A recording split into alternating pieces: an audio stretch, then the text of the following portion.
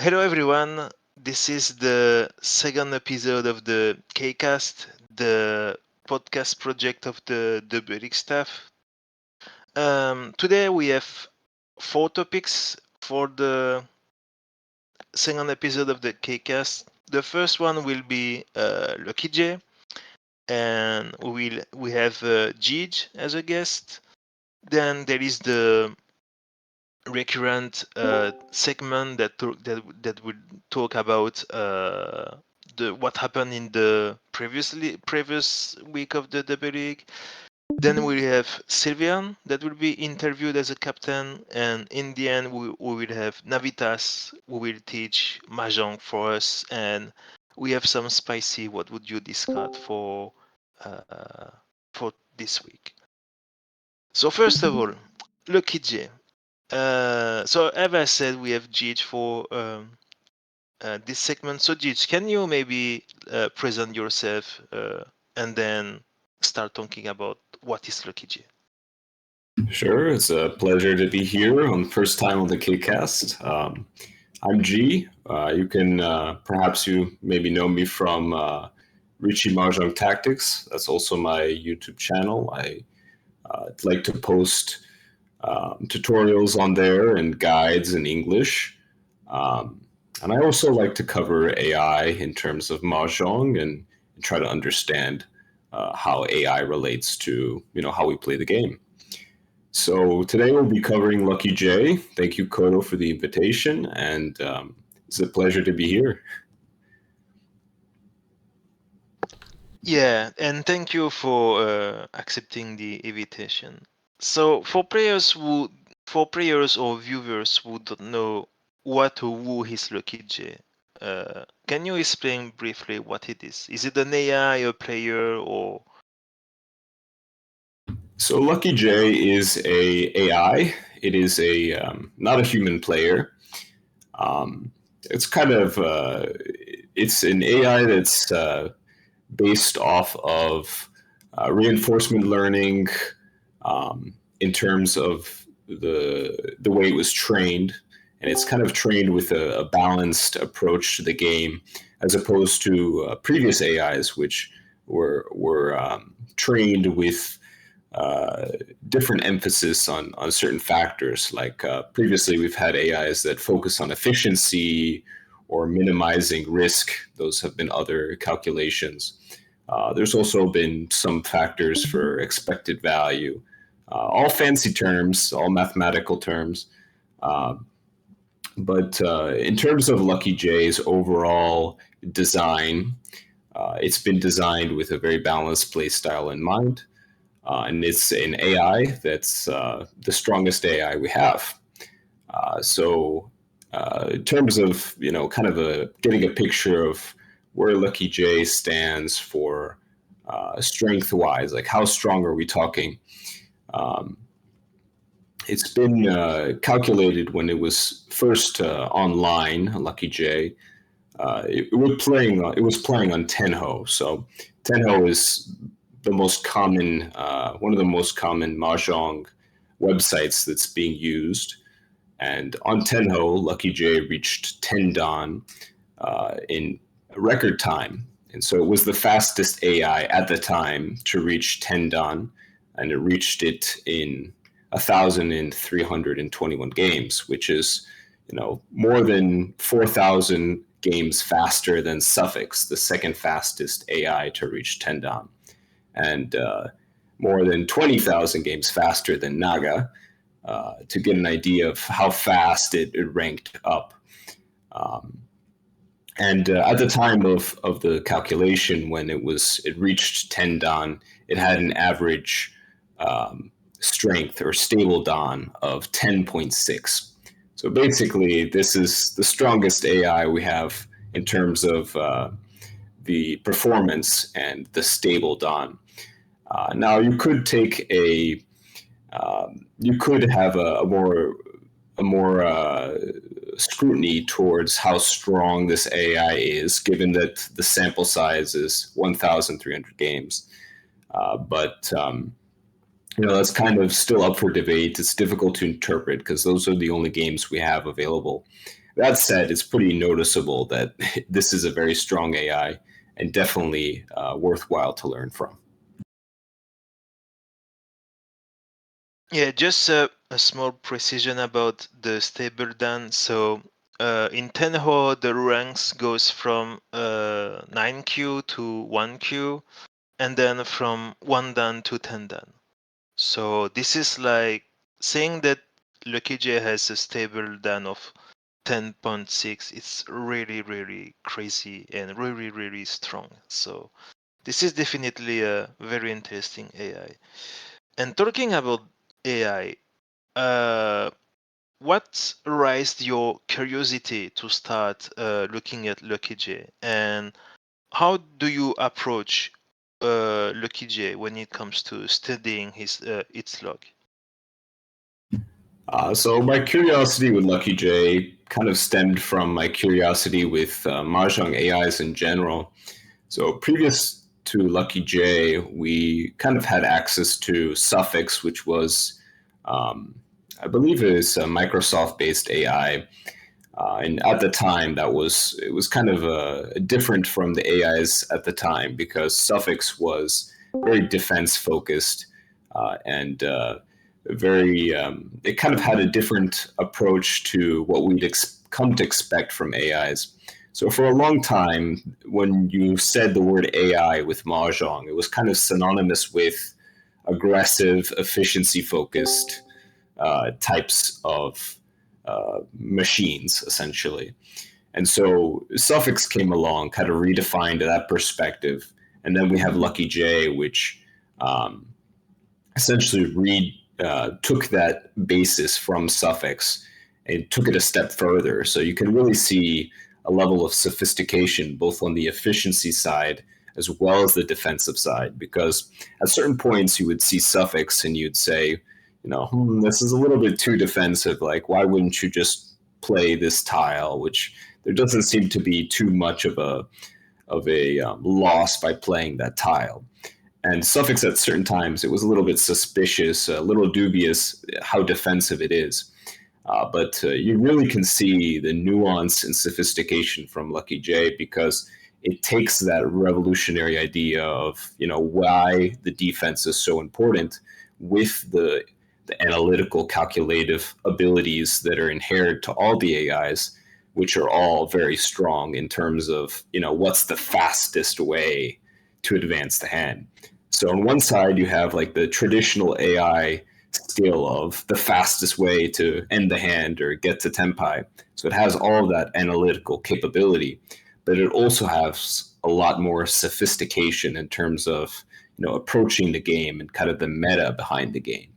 So that interested me because not only was the gameplay very nuanced, very sophisticated, which is always interesting, I think, but it also showed that it had like a certain level of refinement that I thought was unique among the AIs at the time.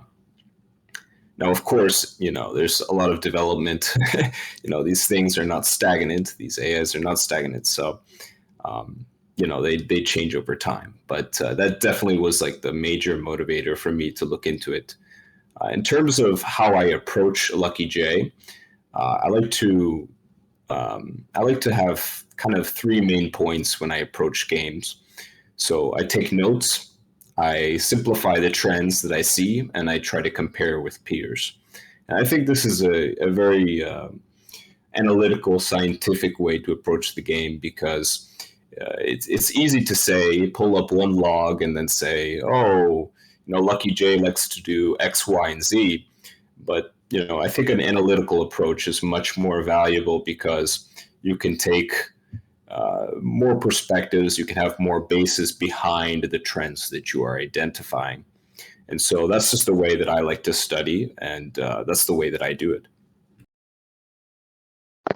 So my next question would be, what are you looking at when you are studying LuckyJ? Is it like I suppose that you're not looking at the efficiency because that should be like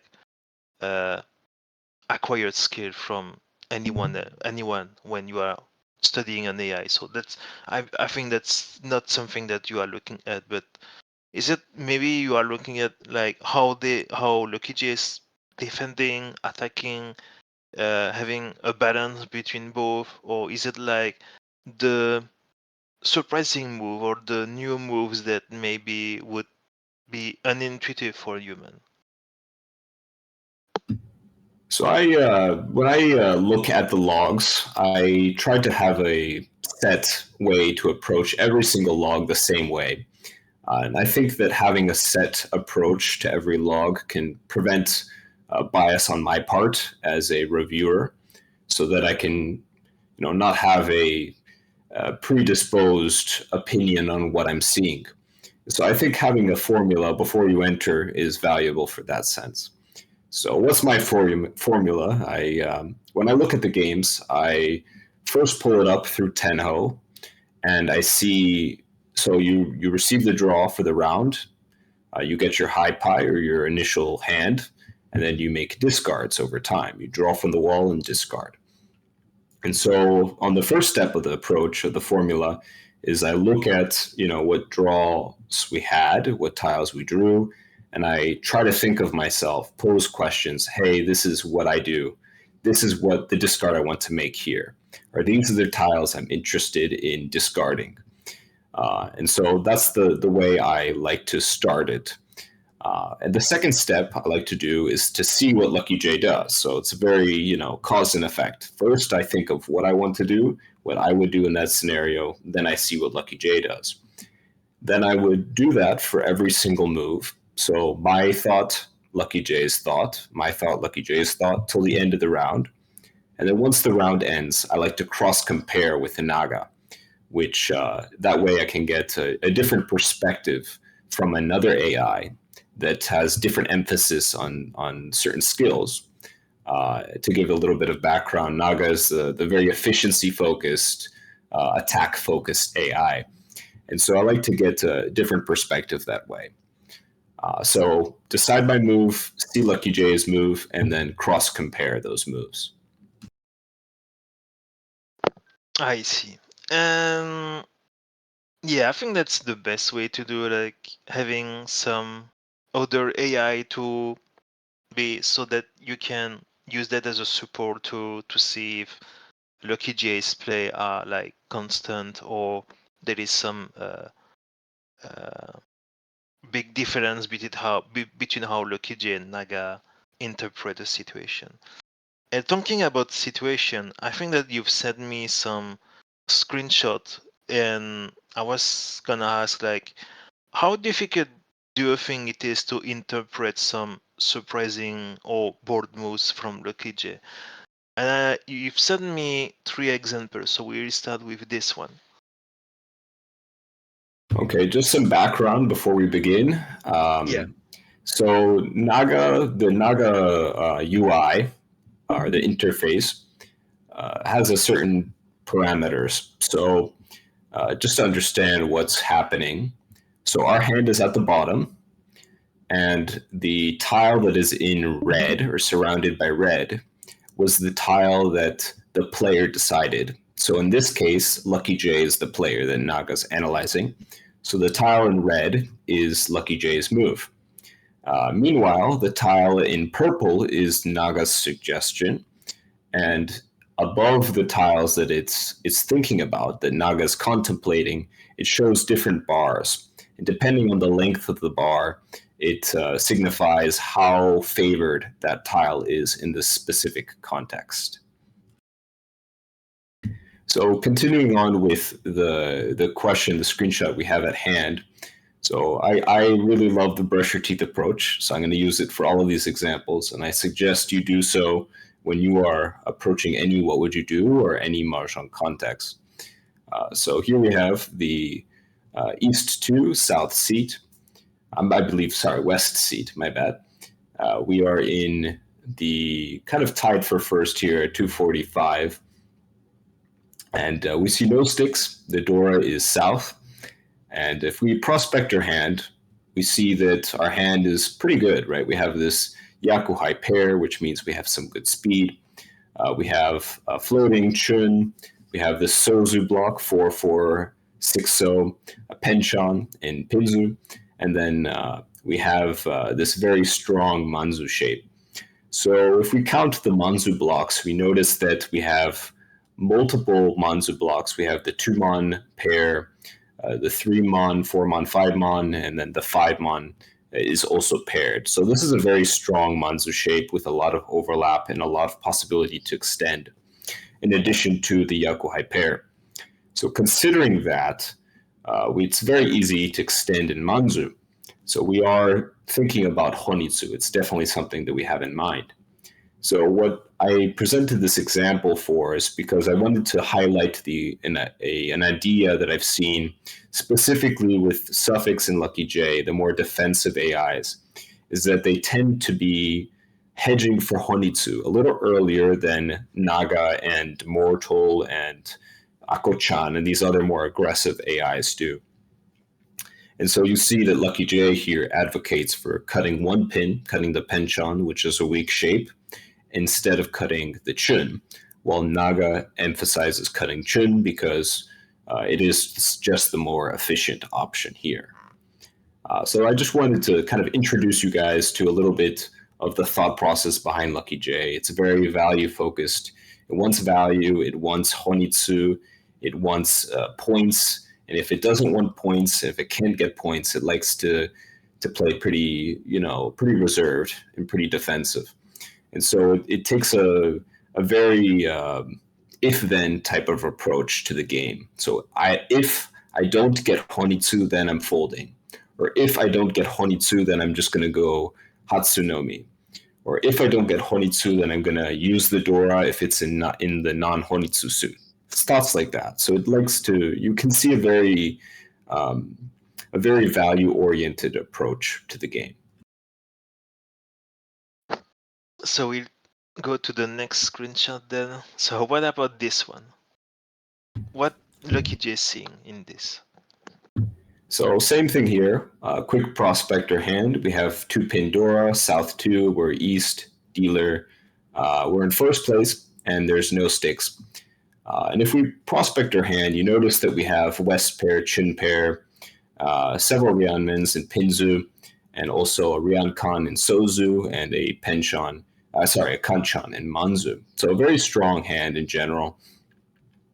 And so, you normally would think that with a hand like this, you just want to preserve all the strong blocks. So the Ryankan is stronger than the Kanchan and Manzu. So standard is just to cut the Kanchan and Manzu. But here, LuckyJ prefers to cut 5-so.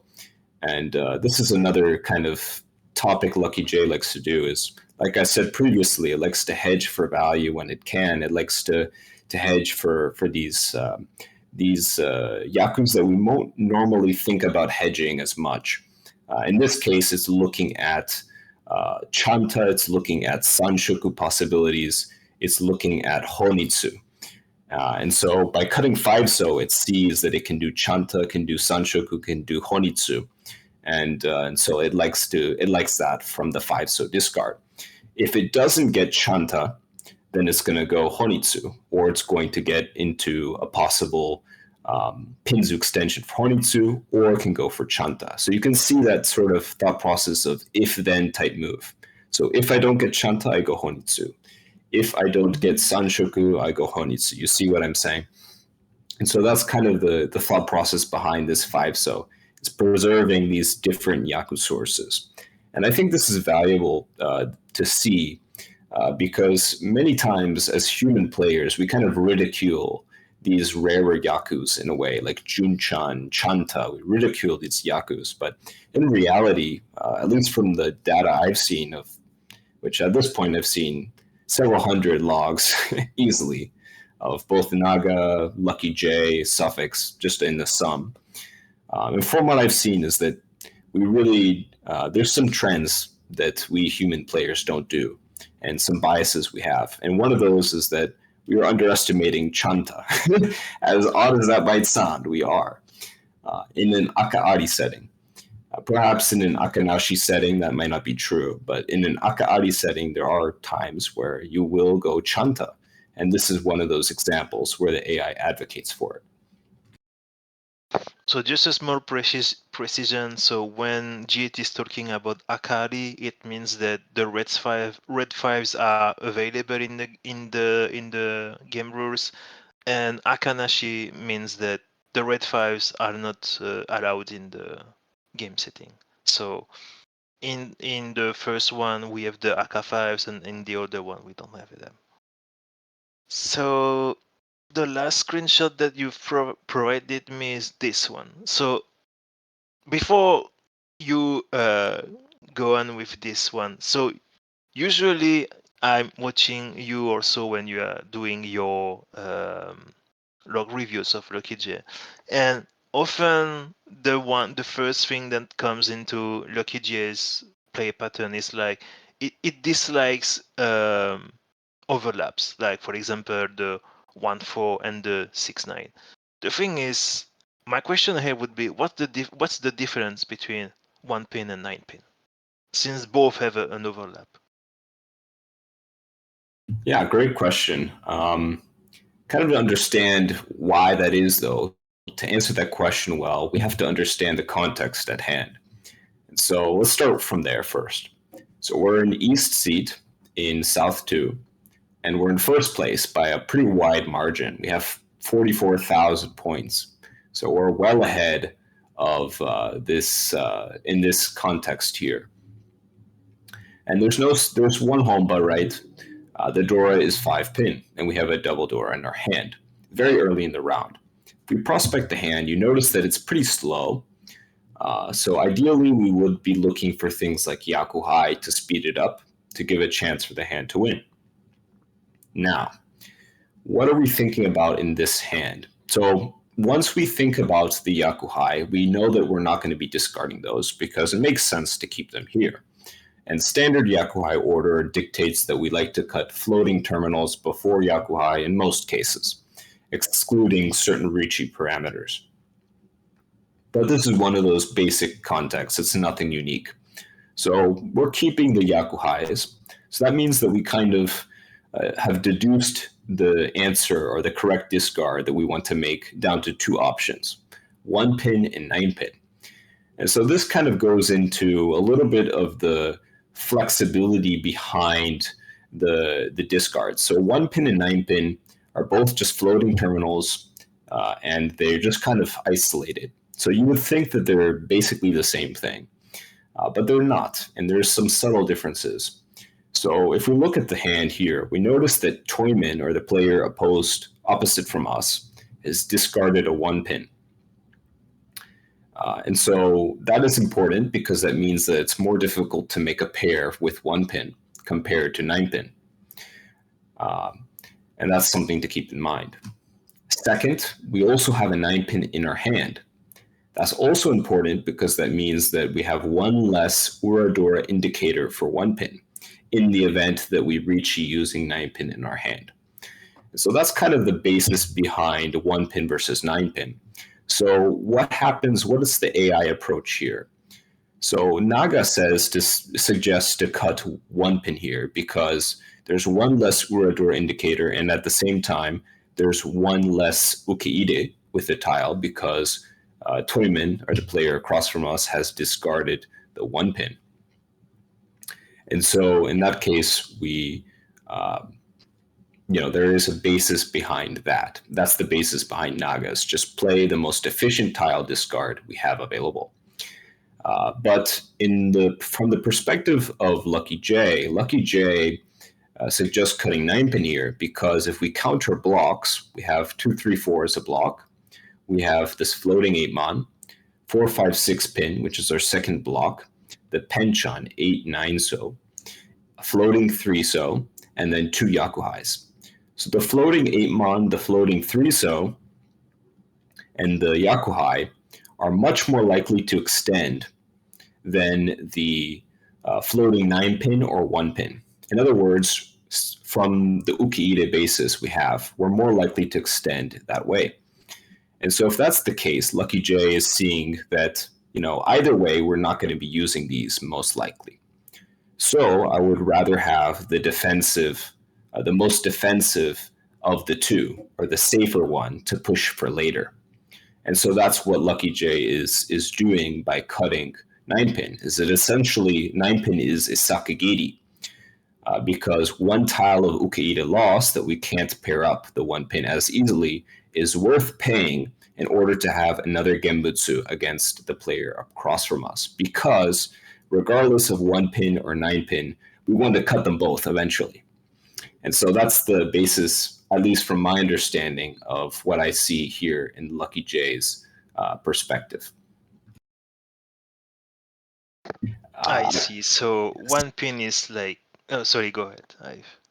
And I think of these type of moves where you're sakigiri, you're deciding between sakigiri tiles, and you're trying to keep genbutsu of opponents as kind of like a path to folding. So that's what this is that you're creating a path for your fold. And so this is, fittingly, I like to call this fold path.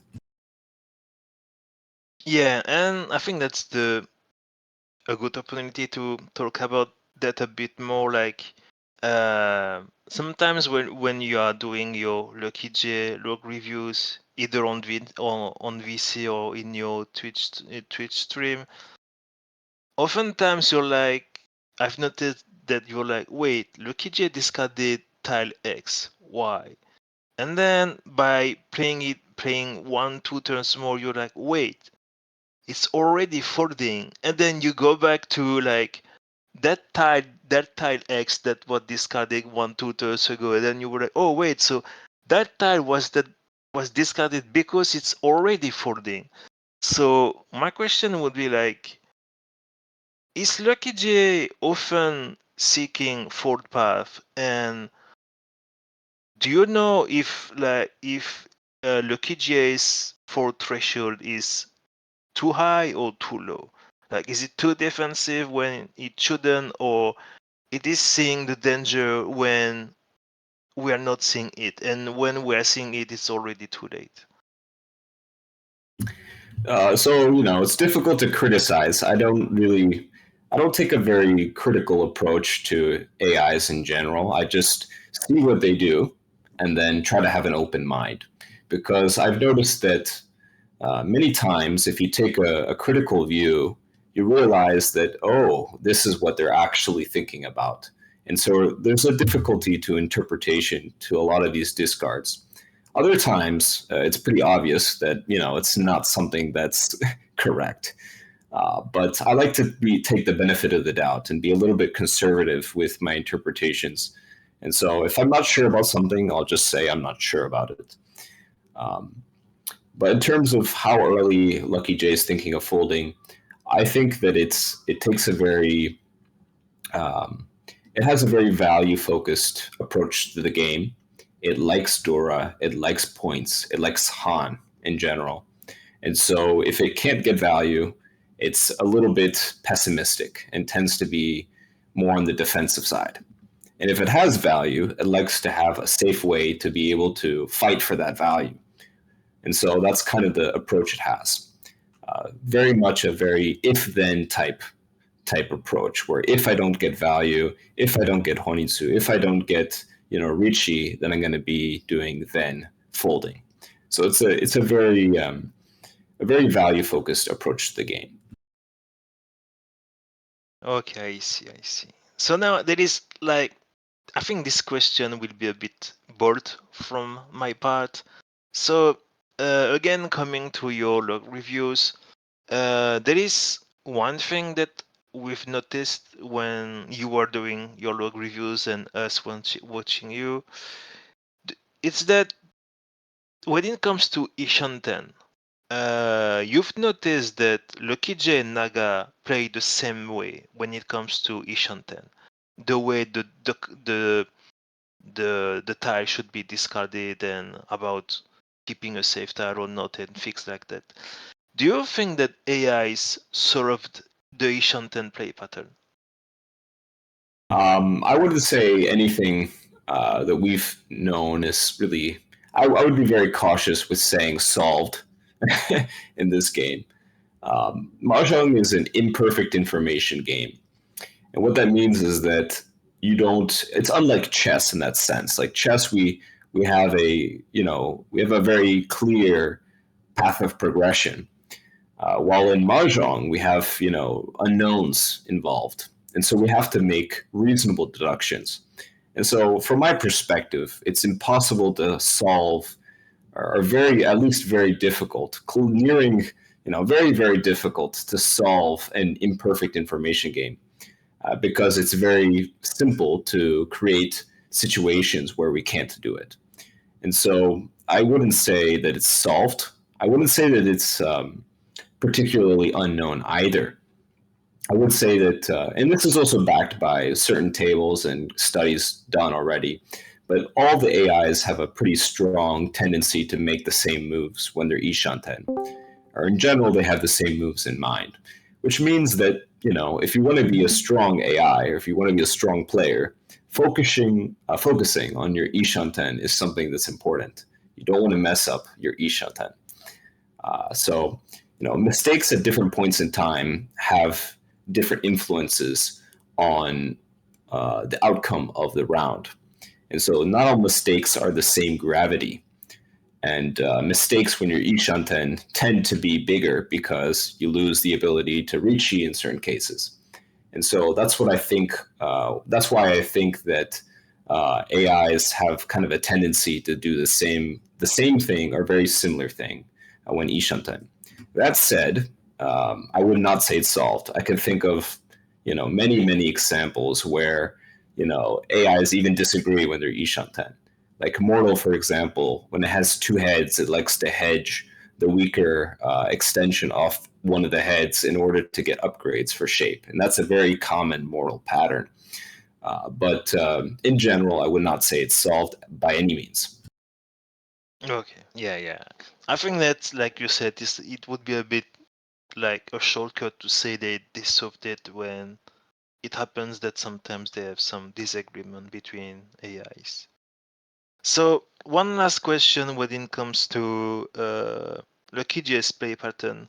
So you've talked earlier about Honitsu and how LuckyJ likes to edge for Honitsu earlier than we would do so. What about Tanyo? That's also one thing that comes a lot when you do your log reviews. You always says that, oh, AIs likes to Tanyo shift more than we do. We should maybe Tanyo shift more like they do. So about Tanyao, from I'm very hesitant to make strong statements or very wide blanket trends on terms of what AIs do or do not. But I feel pretty comfortable in saying that AIs love Tanyao. I think that's a pretty comfortable statement to say. And from what I've seen, in terms of the context of the rates that are used in training the AIs, they Tanyao very frequently, and they like to shift into it, and they like to hedge into it, more so than kind of the typical human player understanding of Tanyao is. And so I like to make a little bit of a joke. We'll end it on a comedic note. But when you're learning the game, many times you're taught not to Tanyao as much. And then you kind of go through a phase. So you're Tanyaoing a lot when you're learning the game. And then maybe you go into a more Menzen route. And then, you come back to the roots, which is Tanyao. And so I find that very ironic to see, because it's kind of something that's very natural to a newer player is good. However, because it's, we've seen it and we understand the weaknesses of, Tanyaoing casually, the AIs can see the biases, and they have like a better evaluation skills than humans do. And so their Tanyao is better than ours because they understand the way to approach it in better ways and in more sophisticated ways, or at least more reliable. Human players can have, very sophisticated Tanyao approach to Tanyao as well, but they're not as reliable. And that's just, the reality of being human. We make mistakes, we make errors. Yeah, definitely. And I think that doing mistakes is fine because we can use these mistakes to start learning from them. Absolutely. So I have like two questions in one to wrap up this segment. And I think this is something that often comes from players that wants to improve. So my question is like, if someone wants to start studying LuckyJ, what would be your advices, and do you think it is a good idea to mimic LuckyJ play patterns? Or do you think we should be cautious about trying to mimic LuckyJ? So, I understand that this is a kind of question that a lot of people are concerned about, but I'm a big proponent of never mimicking anything. Don't mimic unless you know what you're mimicking. And I think that in terms of a game like this, it's much more valuable to you as a player to understand the patterns that are happening, to try to create explanations as to the why behind the play that it's making. So instead of mimicking, you will have more success by asking yourself why. Why is the AI doing this here? Why is this very strong player doing this? Asking the player, why are you doing this? And that brings more growth.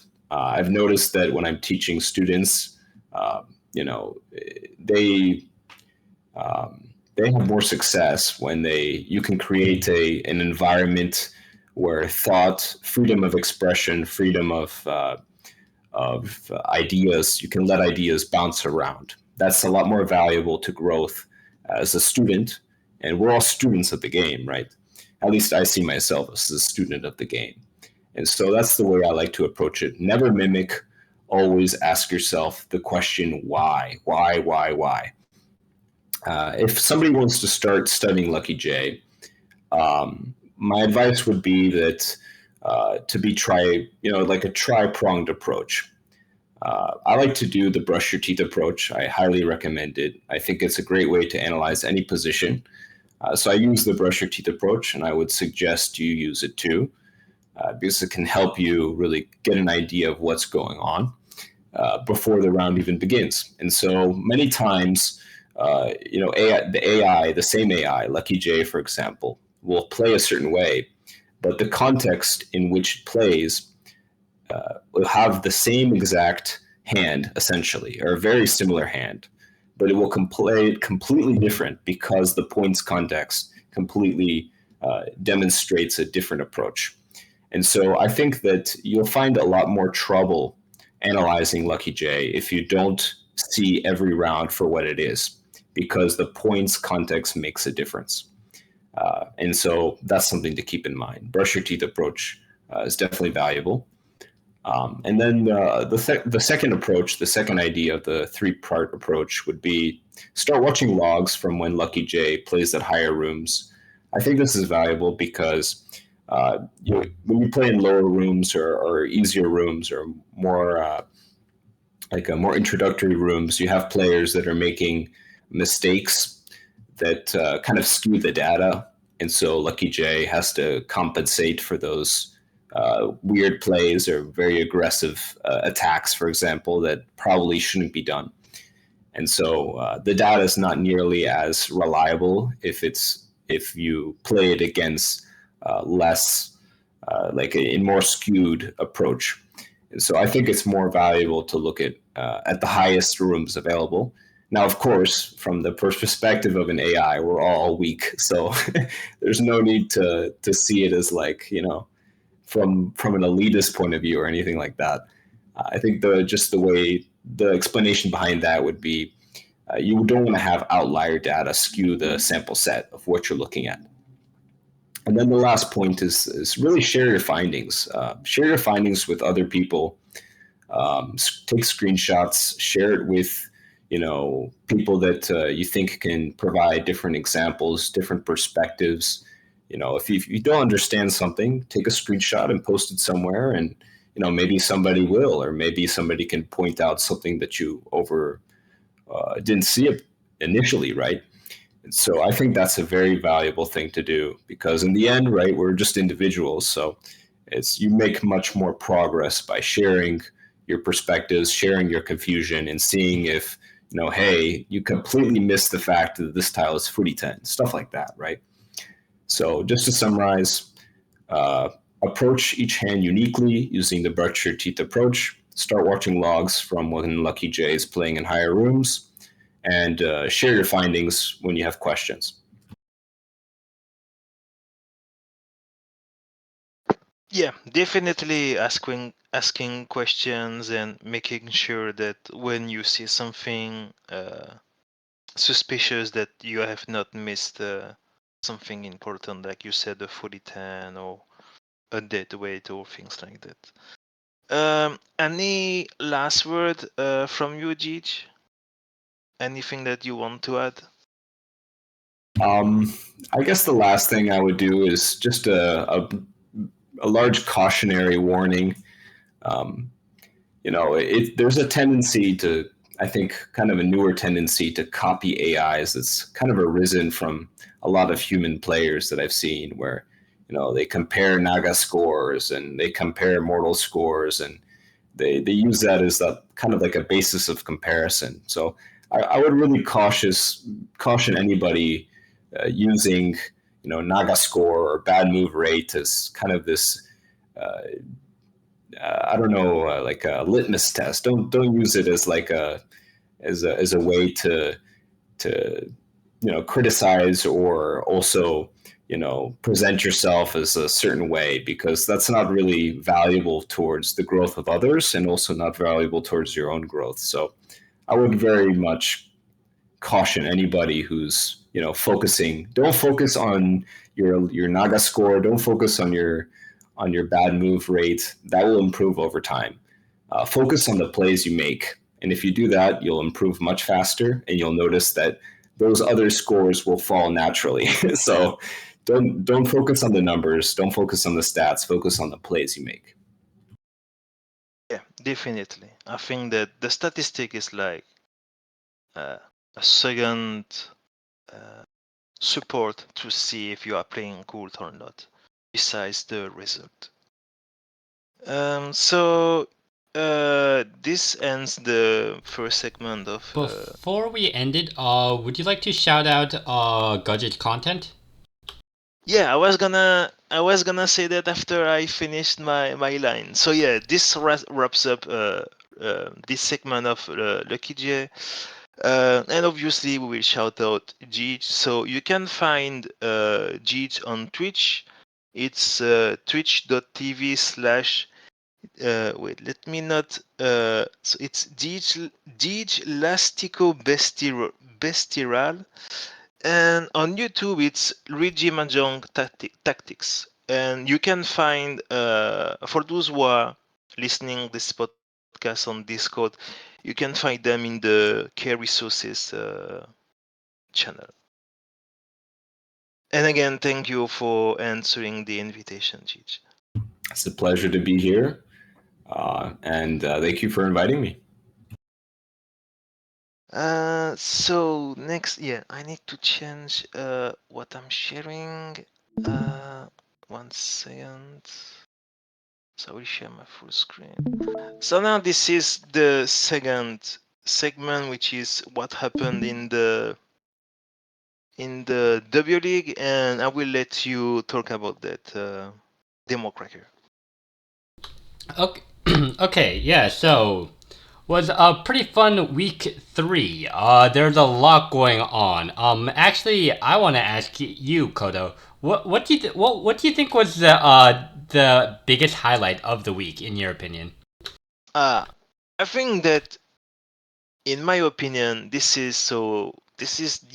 guys are seeing the spreadsheet for the W League, and in my opinion, I think this is like easily the highest highlight uh,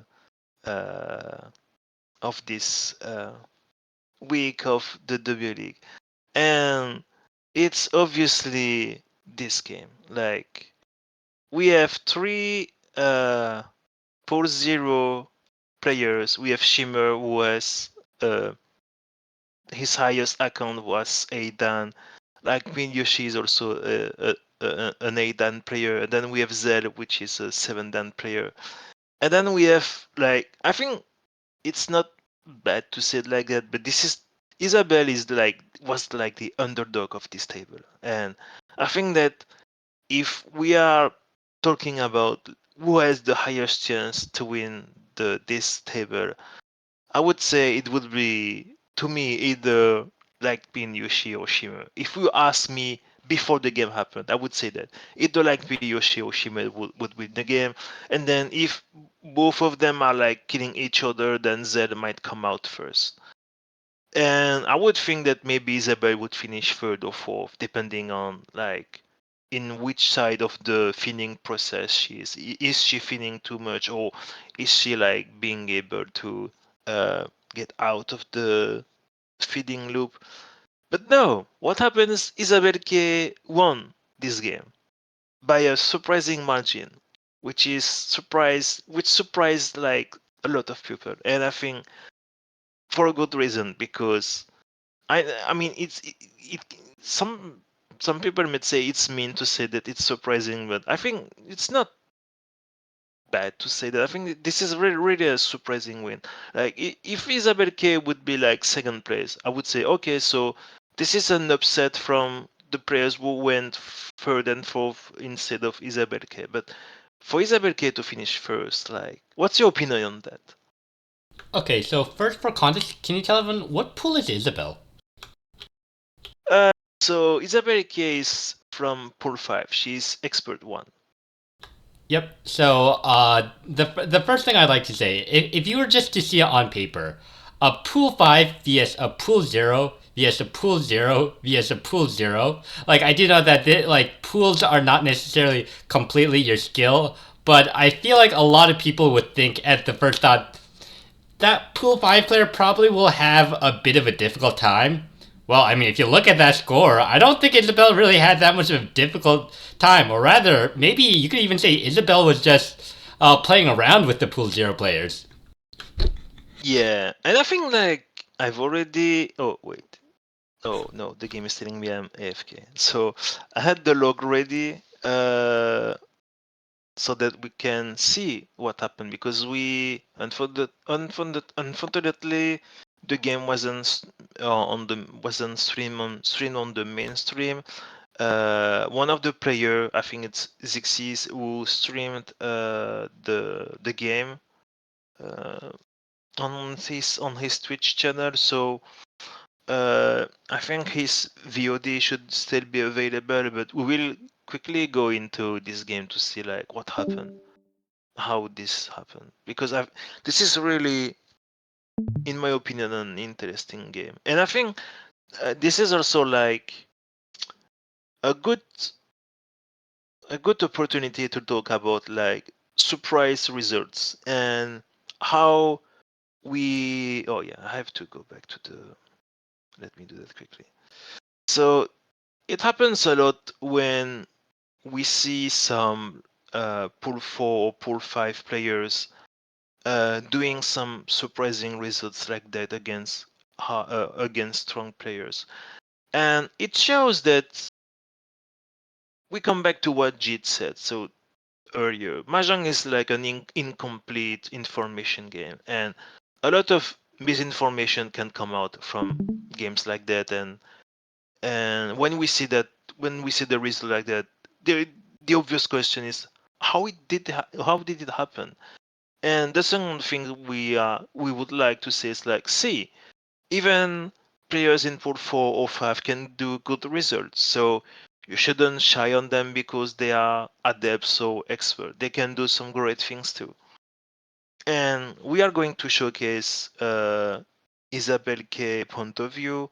So we will hide and go a bit like quickly about the hands, and if there is something interesting to talk about, we will talk about it. So this is the first game, pretty standard discard. Unfortunately, the hand isn't going anywhere. We have Shimmer already calling for with 7 pin. We don't see the Dora, so this is also very interesting. And I think this is where I think the hand is going somewhere we have 4 pairs for Cheetah. We have maybe having some Tanya shift maybe, or trying to pawn the last East. Yeah, now we are Cheetah in Ishanten. Shimmer code the second time. There might be Tanyao or Honitsu. And then, yeah. And then Isabelka draws 8 pin, recognize maybe the Pinzu Honitsu threat. Technically, what do you think, by the way, about, wait, let me go back to, yeah, what do you think about 8 pin DemoKracker? If you were Isabelka, would you think that 8 pin is dangerous or not in this kind of situation? Let's see. 8 pin is one chance. It is a one chance, and so one chance for a Tanki and a one chance for a Jammen. So the odds of 8 pin dealing it, I'd say, is very low. Yeah, I think so too. But I think that and I think this is a good way for players who don't know how to read maybe Honitsu. If you're not sure, don't try the tie. And I think Isabel K did a good thing, like not trying this 8 pin for the just in case situation. And I personally like that, to keep that 8 pin. Even if like you said, the daily chance should be very low. I think that if you don't know if it deals in or not, just don't take the risk. And it's fine. I like that approach.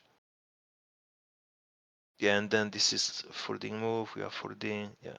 I think this is a very good. Oh, and then no one is stamping. That's interesting. Wait, out of curiosity, what Shimmer had?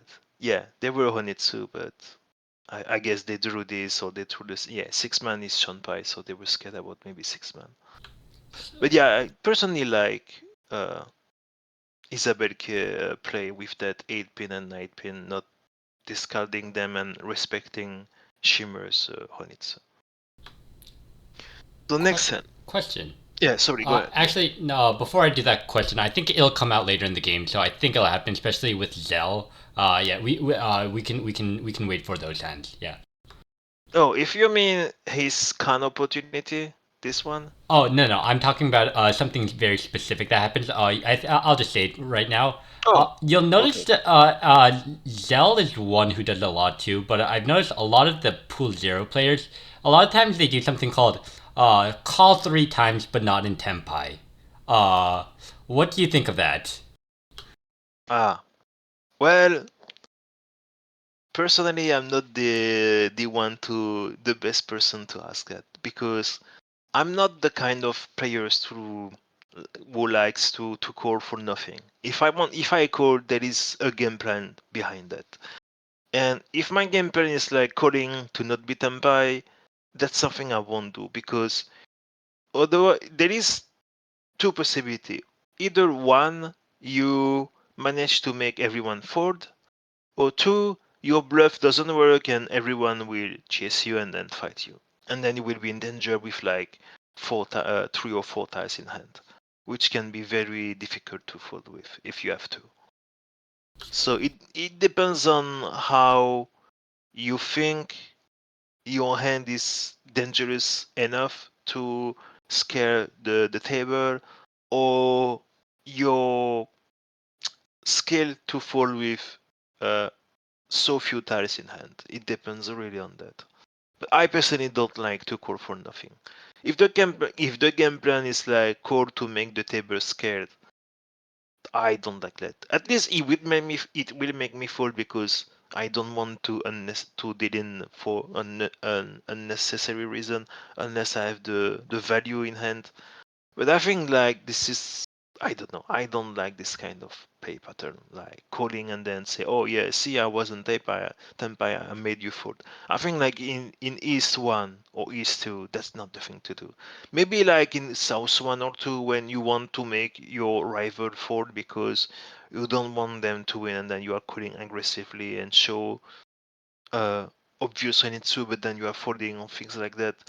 That can be interesting, but otherwise, I don't like that kind of move.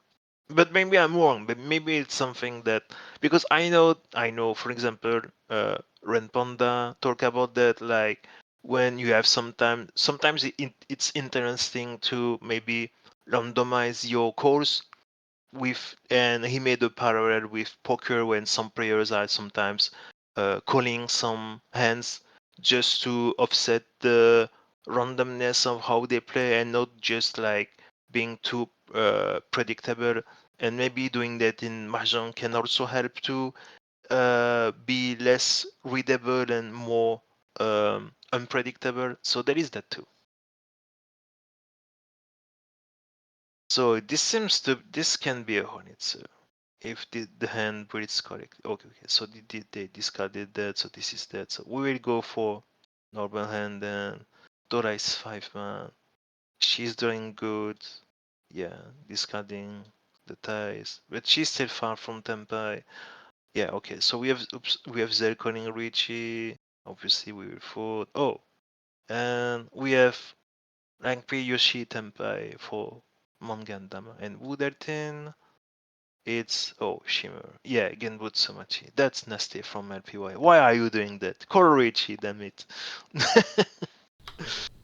Yeah, this is a good move. Yeah, just not for now, but I'd really want a segment later on talking about like Dama and when you should consider someone's in Dama and if you should defend against Dama. And that's something we can talk about like for next next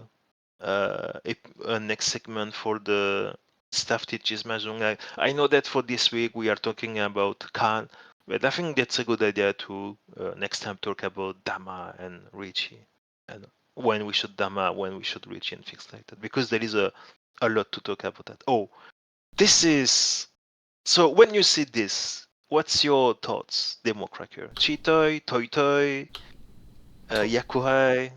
What do you call when you have a So hand like that? my normal answer would be Toito, but I'm thinking Sansuku Doko.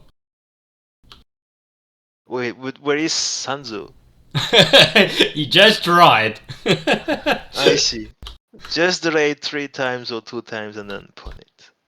Wow, that's a draw. So now we have three Doras, and then yeah, call upon, and then we have already wait. We already have a Khan from Shimmer in turn like turn 2 from Isabel K point of view. That's very aggressive. What is the thoughts pattern of? Oh, okay. So Khan for maybe drawing another tie for Hornets. Well, you're Interesting. last place, and usually in last place, isn't Kan like the move you'd be doing a lot? That's something we will talk about in the later segment, That's like true. when we should Khan. So that's a question that you can ask Navitas. We'll keep that in mind. So yeah, so there is that pawn 6-0 and then yeah, I think this will go Toy now. I think that Isabel K will discard 2 pin or maybe red 5-man as a Sakigiri. Yeah, 2 pin. Wow. So what's next? 3-man? 6-man. Okay. So Shimmer is going Honitsu. Wow. Now we have Tempai for Toy, Haku, Dorasan. That's and I think she will win with 3-pin, right? 3-pin is a good tile according to LPY. Oh, we have nothing, and then obviously everyone is kind of fighting or folding. Oh, that's the 5-man. Okay. That's Sananko, by the way. Oh yeah, that's Hananko. Oh, yeah, I totally missed that Sananko. So that's how she reached Paiman. Haku, Sananko, Dora 2, Dora. Wow. So this is like a good start from Isabel and then Shimo obviously tank the half the Tsumo, which is unfortunate. Again, a good hand for Isabel K. And she's like far away from third and fourth place. LPY is close to Isabel, so she still has some fighting to do. But that Toy Sananko is really crazy. Yeah, obviously pawn. Does not take Sansuk. I think that's fine when you have this in hand. I think Sanchoku is a bit more difficult to go with. And then now that you draw this is obviously not Sanchoku. This is crazy. She has all the flow. Yeah, and then drawing obviously. Yeah, she has a good hand, and then yeah, securing the pair with 8. So But yeah, one thing I will say that Sylvia is mentioning too, and I think too, one thing I've noticed a lot is a lot of the Pool 5 players are players who just don't play Mahjong, so but a lot of players who are really good because maybe they play other settings, because I think Isabel plays Armel, and for a lot of players too, they might not do a lot of that, but they might play like in person or something like that and be very strong. yeah, definitely that's a good point. It's true that a lot. Like I think that the best example that I have in mind is like Mob. Mob is not playing that much rank. She plays a lot. So now we will see a fruiting hand, so we can talk over that. So for example, we have Mob who plays a lot Azura or friendlies, and it's true that some players from the lower pool have like maybe less rank experiences because they don't necessarily want to play rank every time, but that doesn't mean they are not strong. And that's the beauty of the beauty, like having some hidden gem like that, where when you see the stats or the rank you would assume XYZ, and then when you see the reason you're like, oh wait, maybe I should I should change my opinion on that player. And then I, in my opinion, that's definitely the beauty of the W League. Like there is a lot of hidden gems in the lower pools, and then when we are when we can, we obviously have to showcase them, and because like they don't necessarily have the wait. What is this hand?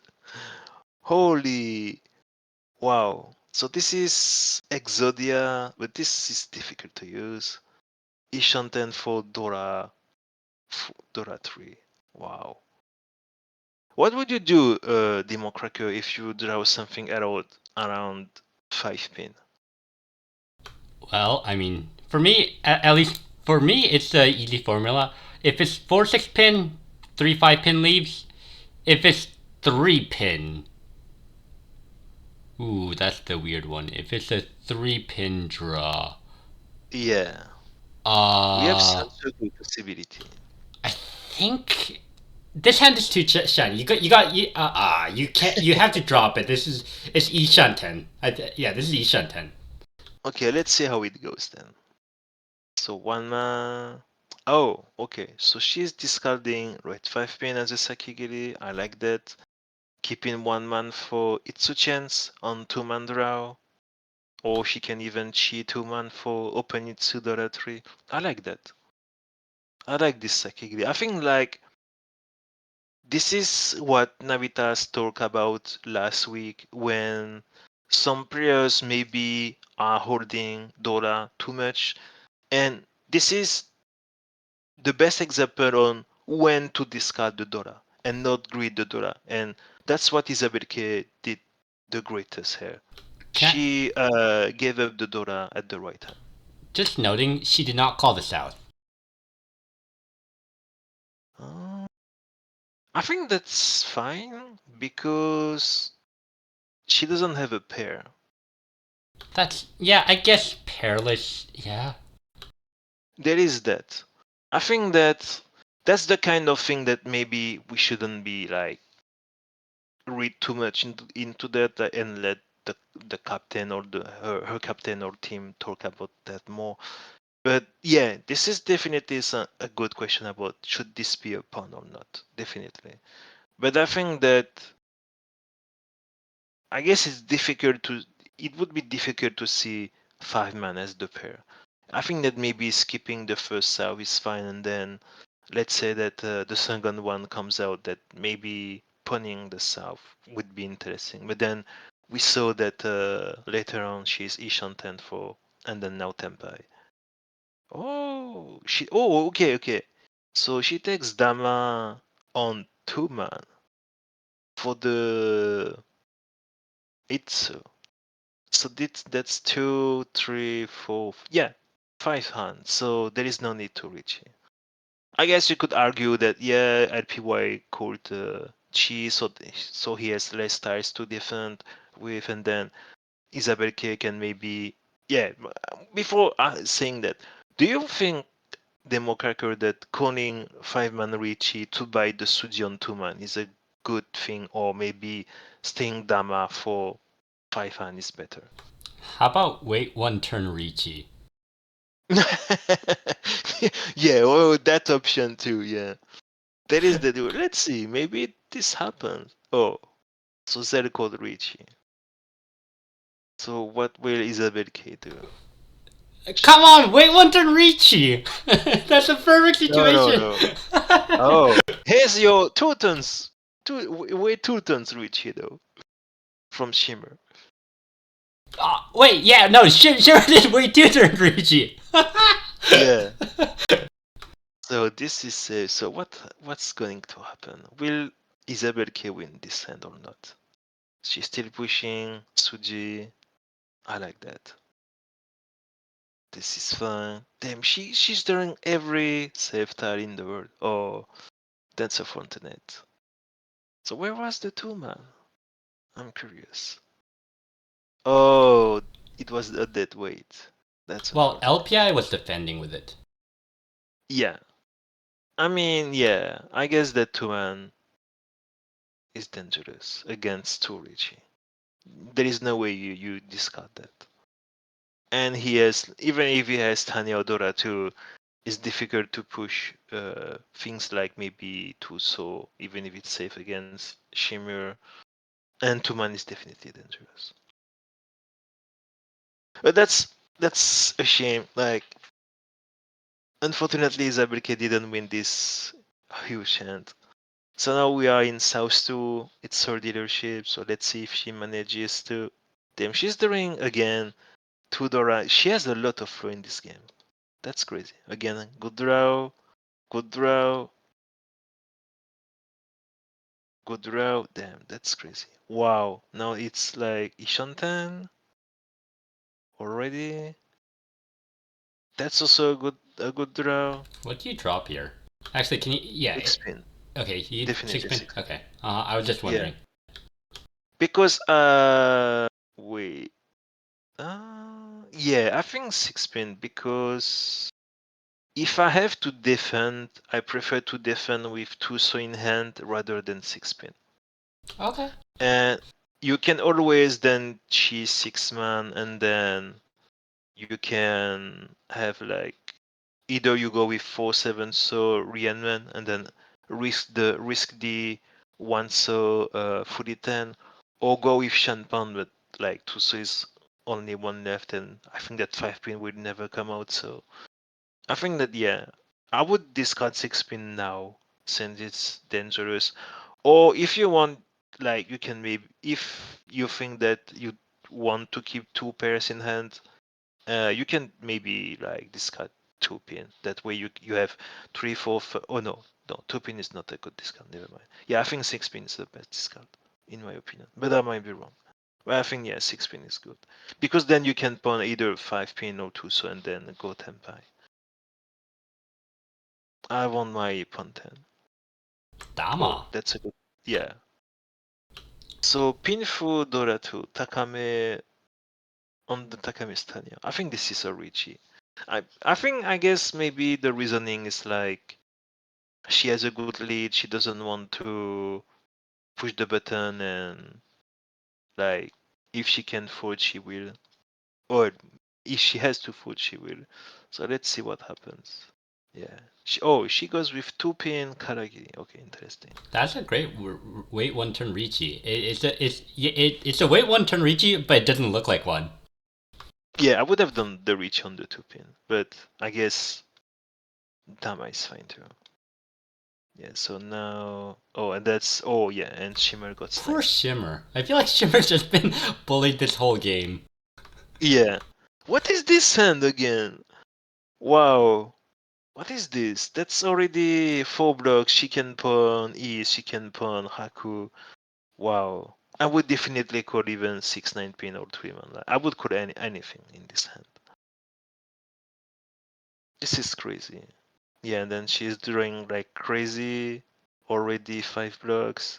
Wait, can I just note she doesn't even decide to call a single East. I think. Wait. Yeah, She's that's got interesting. she's got a plan. Yeah, she has a plan, and I'm now interested in her plan. What did she have in mind?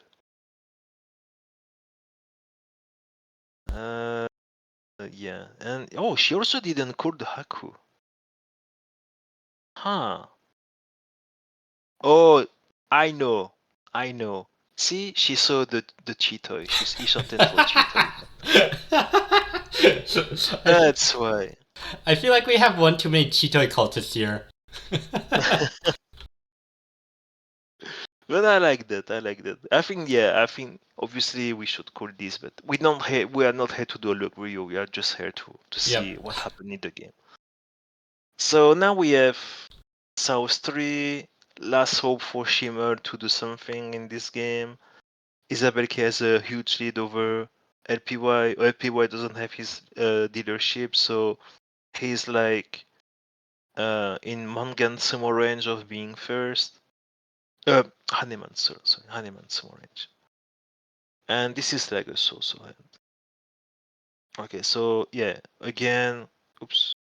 So she has North Pen, and she's not calling North. So definitely she might have some plan in occasions like that. Because that's actually an interesting subject, I think, by itself. Is the question of, do you think it's worth keeping more safe tiles, or do you think as a high lead, you don't want to call because that's... So pretty much, do you think it's better to keep more safe tiles, or just win quickly to stop everyone else from winning? That's also a conversation I feel like could be very interesting. And obviously another cheat toy, why not? Yeah, I think that we should ask her team like to draft.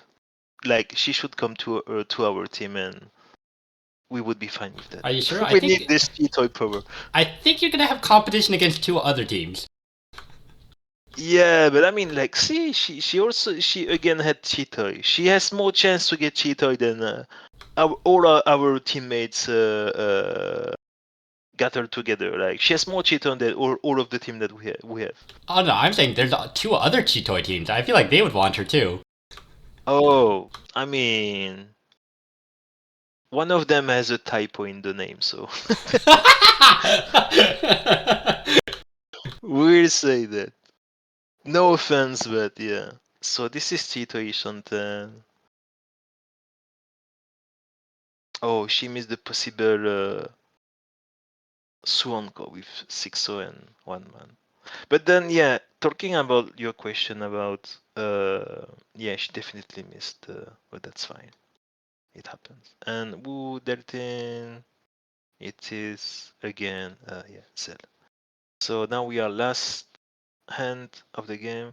So to answer your question, I think that it depends on the setting. Like in ladder, when I'm first, I like to keep more safe tiles and be very cautious about what I call and when I call. If I call, I will call because I know I have a high chance to win. If I don't have a high chance to win, I prefer to stay Menzen. And in oh wait, we forgot about something. I love this discarding the Dora first turn. Not Dora yet. Not Dora yet. Oh yeah, that's because of the Kanya. Yeah, So it was okay. Dora after the Kanye. Yeah, now yeah, right. And I think it's very important to like to know when to hold the safe tiles and when to attack. This is a very difficult question to answer because there is like the obvious answer is like, wait, how do you read this shape? I don't know how to read this. Like, is it like 5, 6, 7, and then no, because then we have this. So it should be what 5, 6, 6, 6, 7, 8, 8, 8, 8. Yeah, and then 9 as a maybe quote unquote useless style for Tanya. Yeah, this is. I would be very confused about this shape in game. What about you? Yeah, when you see this, what do you discard? You know, there's the right move, but I think based on Gudge's talk here, I think Tanya is the right answer. Just, I think she broke the 8-9 penchant there. Wait, because she wanted Tanya? Interesting. Okay, you know, oh, why not? I think maybe she sees a Tanya here. Maybe she thinks that maybe she's going for the AI way of Tanya is the best thing ever. Oh, I thought you were gonna say the right move is to can 8, so. No, no, no, no. And I think this is Tempai, right? So 99888 678. Yeah. It's a weight on 4-7, so if we discard the 6, so. And if we Yes. discard. Oh, wait, but yeah, I think we should wait. I don't. I don't get. Is it? Wait, it was already Tempai. Yeah. So Is it? it's already Tempai and 4-7 before this. Do you see this? If you take the 8 so as a triplet, you have a 8 9 yeah. 7 and a 6 6 and a 5 6. So you have a 5 6 weight on the 4-7. Oh yeah. Yeah. And Yeah, should see? also be waiting on the 5, I think. Yeah, see, I told you this is a difficult chip for me. I'm saying that in game. I'm like, tips, please. You know, actually, Yeah. KCAP is actually making a good point. Have you ever had a time where you just conned because you don't want to look at the confusing shape and just make your shape easier? Sometimes, yeah, I do, and then I regret it. Oh, and this is economy. Economy. By the way, wait, no, it does. Yeah, yeah, no, it's What? not. It's not the Tatsumaki shape, Okay, right? let me ask you, what are the weights on that shape? Uh, wait. So that's 7 so already. So if we say 6, 6, 6, 7, 8, so 7 so it should be also 6 so and 9 so, because you can see that that's 6 so pair, 9 so pair, and then you have 6, 7, 8, and then 8 so anko. So it's 6 so, 7 so, 9 so. Technically, And the thing is, it could have been a Tatsumaki shape if we didn't have the 8 so here. But then we would be fully 10 because we discarded the 5 so earlier. you know, actually, that's something that we should also talk about sometime later. How to read Chinitsu weights. Oh, for that we have Navitas again. He's a good. He does some Chinitsu trainers on stream before playing games. So yeah, this is what happened in the table with Isabel K. She I think that she played really good. Discarded the Dora like the red 5 pin or the 6 pin when it was the right time, the right timing, and respecting Shimmer's Honitsu attempt and things like that. This is very, very, very interesting. But yeah, other than that, I'm just gonna quickly note. Can we just scroll up there for the Tokuhatsu team? Oh yeah, yeah. Yeah, This is. it's down, down, down. It's table Oh, 3. sorry. Yep. Yeah. Yeah, right here. Look at this team. We have our captain Suizo with a 48.4, Tatenio 38, and our good old 300 point player Vanist with 35.4. Like, look at that. That's a first place, first place, first place. Like, look at that team. I like Vanist. Wow, 300 points. I think Vanist has been worth all the 300 points. Don't you think so? Oh yeah, definitely. I think that his captain is like this mistake being is transforming into a right choice. I think that's the conclusion about like Venice's performance. Like every single debating point that Suizo spent on Venice is like worth it. I think, and I think that we do a little bit of spoiler. Normally, we should have Suizo as a guest for next week to interview him. So maybe he will answer the question about is Venice like worth the investment or not.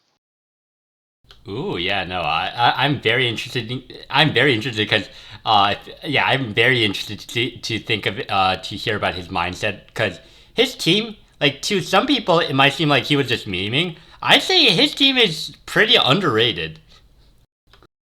Yeah, definitely. And that's something that we maybe talk about that with him next week. So now we have our next guest, and I will let you lead the interview on that. Yep. Okay, Sylv, you there? Yes, I am. Okay. Nice to hear you. I gotta put your voice up. Okay. Okay.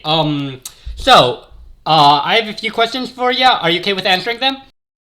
I'll try my best, at Oh. least. Okay. Well, so I've heard that you've been through all the W League so far. Is that true? Yup, that is right. I have also been captain, well, because currently it's like the fourth season of the W League. I have been also a captain in the first three seasons as well. And not only to my pleasure, but also to my surprise, somehow I was the like winning captain for both season one and season three. Oh wow. Okay, so yeah, winning two whole seasons. Wow. I'm just curious. So, being a winner of two captains, do you tend to have like a strategy you use, or maybe a strategy that you went for this year when you're trying to pick players during the draft? Honestly, not exactly. I will say, like, for the first season, I'm just going to go to the best of my ability season by season from what I remember. So I might be wrong on some stuff, but I remember in the first season just grabbing some random player, making a team, and then just calling it quit. And somehow we got along super well together. We I just tried to keep things positive, and yes, that's what led us to the victory in the first season. Second season, I kind of grabbed. Well, there was one or two player I was somewhat interested in, like I guess chatting with them, so I picked them. Otherwise, it was mostly just random. We still did a pretty good job. I don't remember exactly how many teams there was in the second season, but I think it was 12 if my memory serves correctly. And we finished sixth. So overall, a pretty decent performance as well. Although for season three, I was very much prepared. Already like a few months ahead of time. I pretty much already planned to have Rad and me and also another player called Migu who is not playing this season that I was planning to draft into my team, and I managed to get them. The rest I just kind of went like sort of by vibe, not like any real uh like idea, indication, and so on. We got along together again. We played well, and we just won. We just won again. Although I'm kind of shocked that we won because in the grand final in South One, I remember we were 20,000 points behind of like the team that was going to beat us, but I somehow managed to make the comeback. And season four so far, let's not talk about it. Well, before we get into season four, actually, you said a word there. I'm kind of interested. So the word vibe. So I've heard a lot of the captains talk about it. What would you consider vibe, and do you think vibe is a very important thing when you're talking about teams? Honestly, I don't have any idea how to precisely answer this question. I will just say that like I see the player, I see their stats real quick. I'm just kind of like, yeah, I will pick this player. Sure, why not? That's it.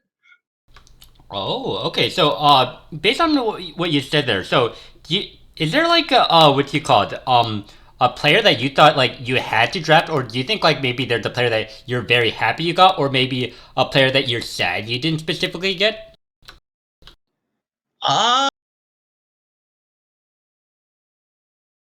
Not let's see. Season one, not anything in particular. Season two, I remember I really wanted Night Kev, and I think that turned out to be like somewhat plus minus zero, so I guess that's fine. At least not negative. Season three, I said I already wanted Rad and Migu, and they both did super well. And I knew already ahead of time before the draft that there were like above the pool they will be probably put in. So I kind of took advantage of that. Not I am not going to lie.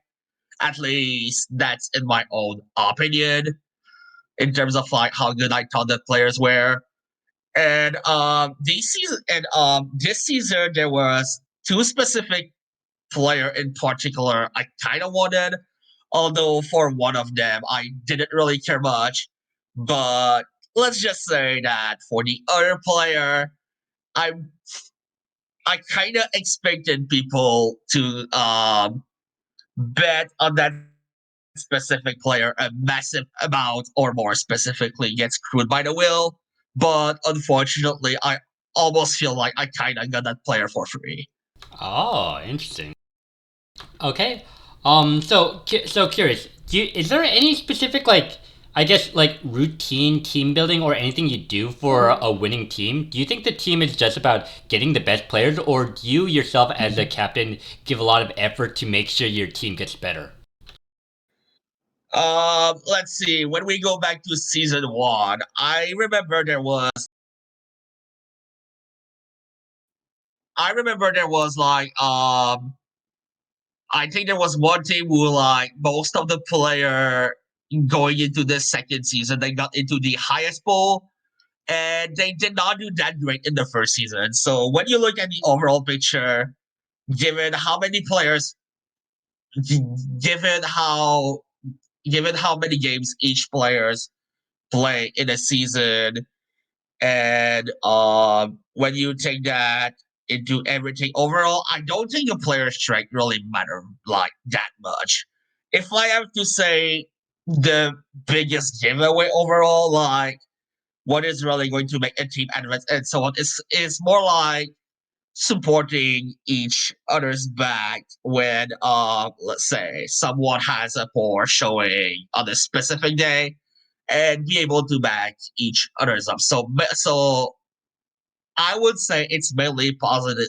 It's mainly positivity, com, co, com, sorry, communication, and that kind of stuff that I think brings a team pretty far, if we can put it that way. Oh, interesting. So curious, you're saying that your team wasn't doing it as good so far, but is your team vibe still really good?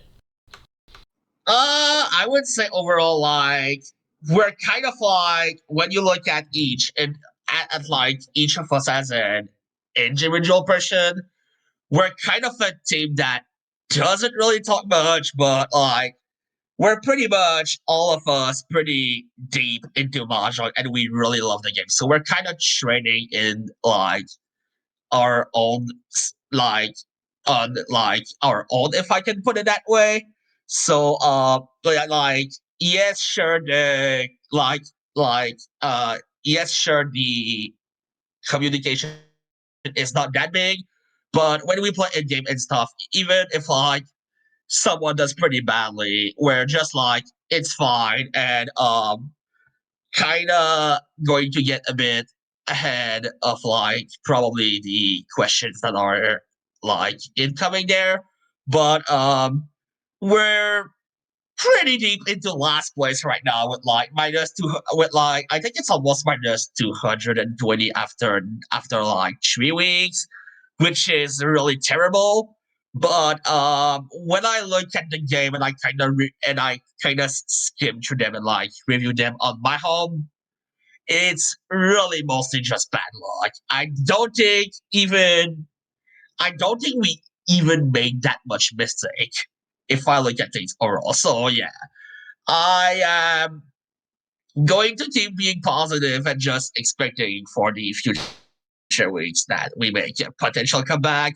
And I still have very much hope in my team that we can be in the top eight so that so that we can move forward to the semifinals, even though we need to grind like 300 points or so. I mean, 1 or 2 good weeks, and you can most definitely get there. Like, look at Tokwats. They got like 130, 140. Just like 2 weeks of that, and you're already near like promotion spots. Yeah, pretty much. I think if you look at week two, there was Onitsudere and there was Furitan Fanatic as well. We got like I think both teams got like somewhere around the plus 150 ballpark. Yep. Huh? So actually, so this is something I was curious. So yeah, because you've been doing the captains for season until now, do you think your approach for being a captain has changed throughout the seasons? Do you think you're evolving, or do you have like a specific strategy you feel like you always follow as a captain? I would say I am not really making my own strategy myself. I just look at how my like teammates are and like they want to chat in general. If I see a specific player being more quiet and stuff, I just like let them do their I just like let them do their own things because like I feel that if a player want to do their own stuff, play on their own and so on, I think that they should just train or do the way they want to. And if I see a player or like the team or like the team in general being more talkative and so on, then I tend to be more incentivized to like do friendly games and so on.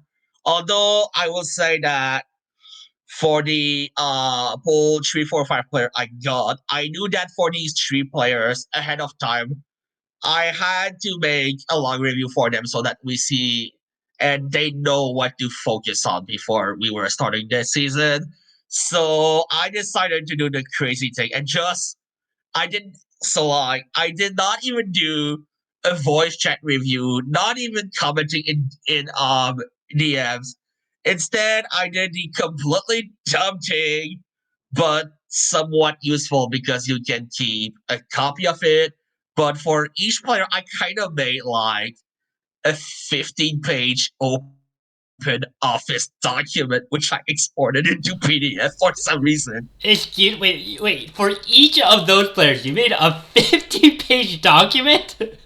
15. So I would say in total I made about 45 pages of like open office open office documents with a bunch of pictures in them. Oh no! Still, please don't be my boss. I don't want to read all that. Well, with that much work for your team to do, well, I mean, oh yeah. So you've won 2 seasons so far. Hopefully you win this season. Well, I'm not gonna say hopefully because I want my team to win. But do you have any pressure of winning a 3rd season in a row, or are you happy that you've won 2 times already? I mean, I would say I am already happy that I won 2 times already. Give me. But like, yes, I did won 2 times so far, but I would say that winning a third time, I kind of feel like in some ways I am the big bad everyone wants to defeat. And looking at the results so far, it seems like the other teams are doing a very good job at that so far. What else did I wanted to say? Oh yeah, Demo, since you said um earlier, please don't be my boss. Potentially prepare me to draft you in the potential upcoming 5th season. Oh no. I mean, at the very least, I'm happy that people are interested in me. I remember last season there was like only one captain who really wanted me. This season I saw like maybe 2 or 3 captains. I'm more happy with more captains who like me. But we'll see. We'll see how that goes next season. Maybe I'll be a captain. I'm not sure. But yeah, overall, other than that, is there any other last words you want to say? Like maybe tips to everyone or something you'd like to say yourself? I just want to talk about because I did say there were two specific players in my team I like particularly wanted. I would say the first one is my pulls is my pull zero pig wed. I'm like I have played a few friendly games with them and like with what I saw and that's just gonna be my own opinion again. Um like I've played a bunch with like other OWO players, say Navi, Panda, Zell, Korak, and so on. And I don't know if it's just me for those who played against them, but when I play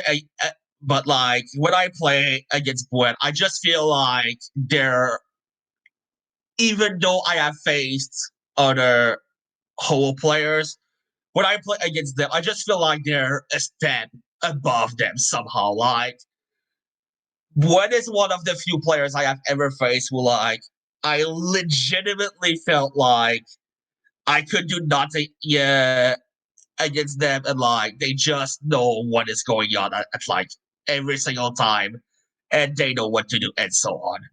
And the other player I really wanted, which I'm kind of surprised I got for free. And I guess that's sort of what I'm potentially gonna end this segment on is my pool five player, Amy Oda. I know she is going to watch this later, but the main reason I picked her was not because of uh,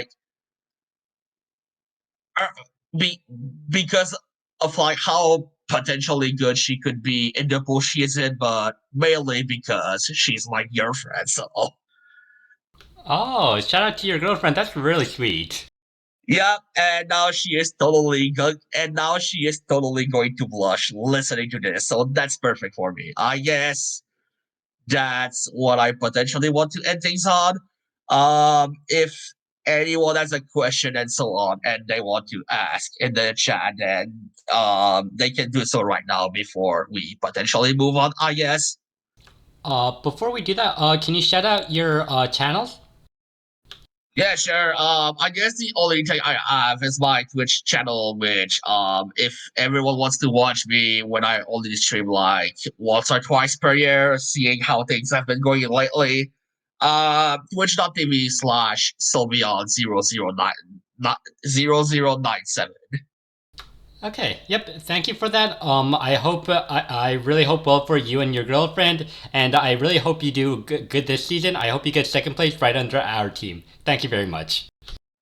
All right.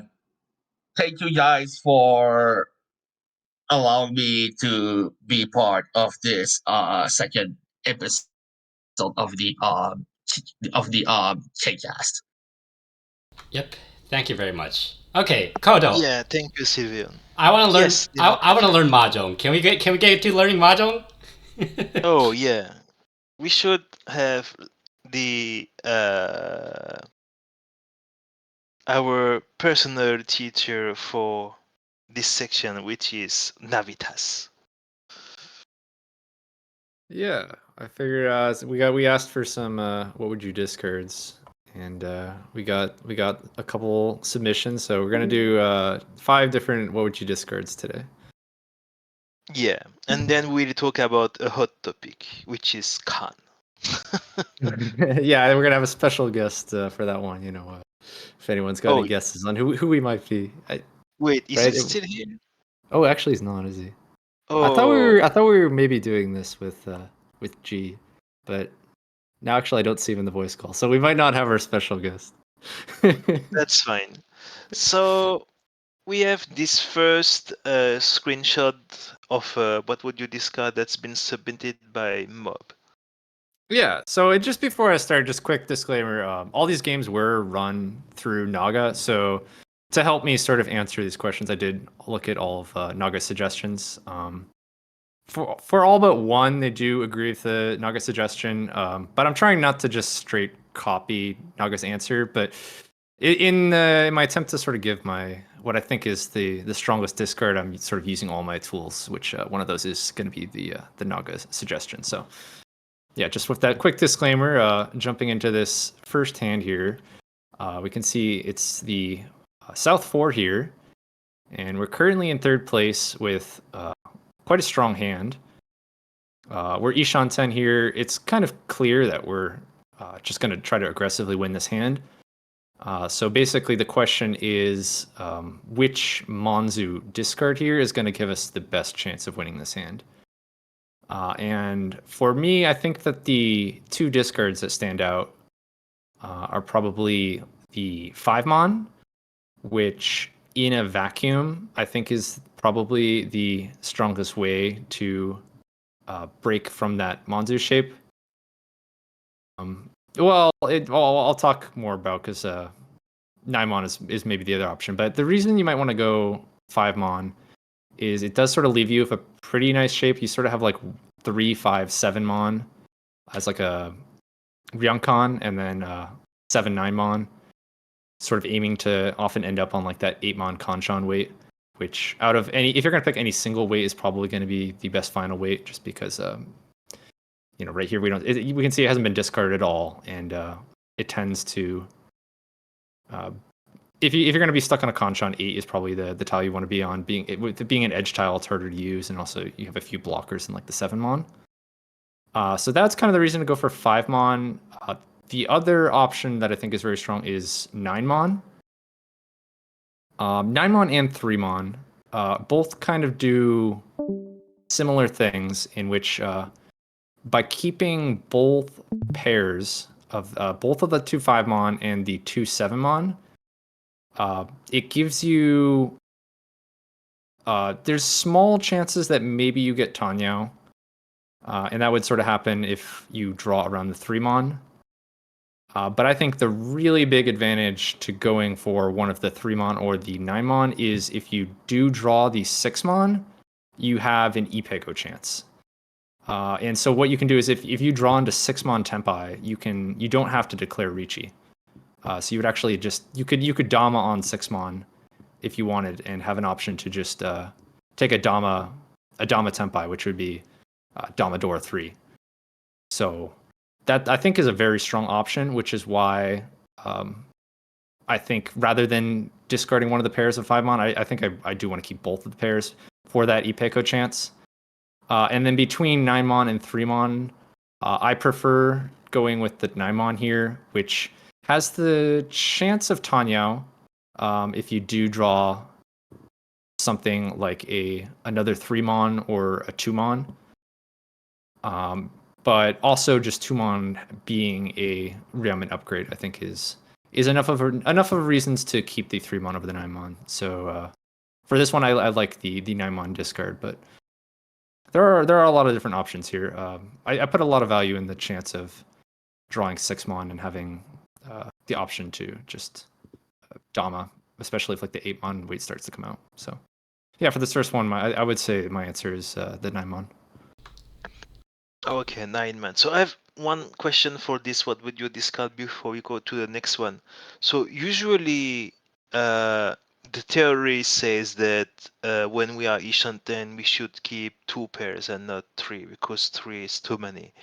Is it the kind of situation where actually keeping 3 pairs is good because of how 5-man and 7-man are close to each other for the Yes. Ipeko teams? Yeah, it is that. It's that last point that you said there. It's the fact that the 5-mon and the 7-mon are next to each other. There's kind of like 2 variations of this. Is sort of like the weaker version of that, where you have like 5. There's a gap in between. But the even stronger version would be if you had 2 pairs right next to each other, because then that can form like 2 Ryaman sequences. But yeah, generally keeping 3 pairs when like 2 of the pairs are next to each other can be strong in a lot of situations. There's like, because of sort of those draws into like the Ipeko shape. Okay. So next one. This is from Whale. So his question is this the kind of situation where maybe we should can turn one the one man or not? Right. So that is kind of definitely the question here. Again, it's all last hand here, South 4. And we have quite a gap on 4th place. And on our dealership, I would definitely, my concern would not be about 4th place at the moment. I'd be looking to try to fight and improve my placement here at my dealership, especially with a hand that I feel can get quite a few points. It has Adora, it has a way to call, and crucially, it has this chance to call a closed terminal con, which you can basically think of as an additional Han. The 32 Fu it gives is basically worth about 1 Han. So I think we're definitely interested in calling this con. Kind of the question is what is the best timing on calling this con? Because you could delay, like we have this north tile, which isn't doing a lot for our hand. So if we wanted to, we could just start by dropping a north, and then we can always decide to con later. And also we do keep the option of using the one mon outside of a con.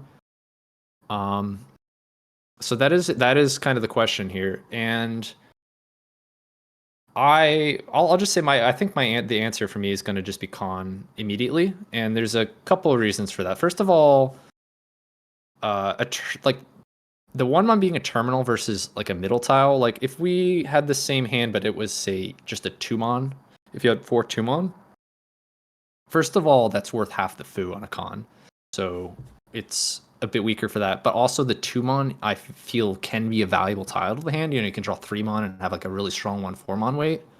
But the 1-mon isn't all that useful of a tile. You can only sort of form like bad blocks. You can form like penchons and conchons with 1-mon. So I don't feel we really need to try to use the 1-mon. So like I don't think delaying to maybe try to use all 4 1-mon outside of the con is worth it. And then I think calling con right away sort of has 2 big advantages.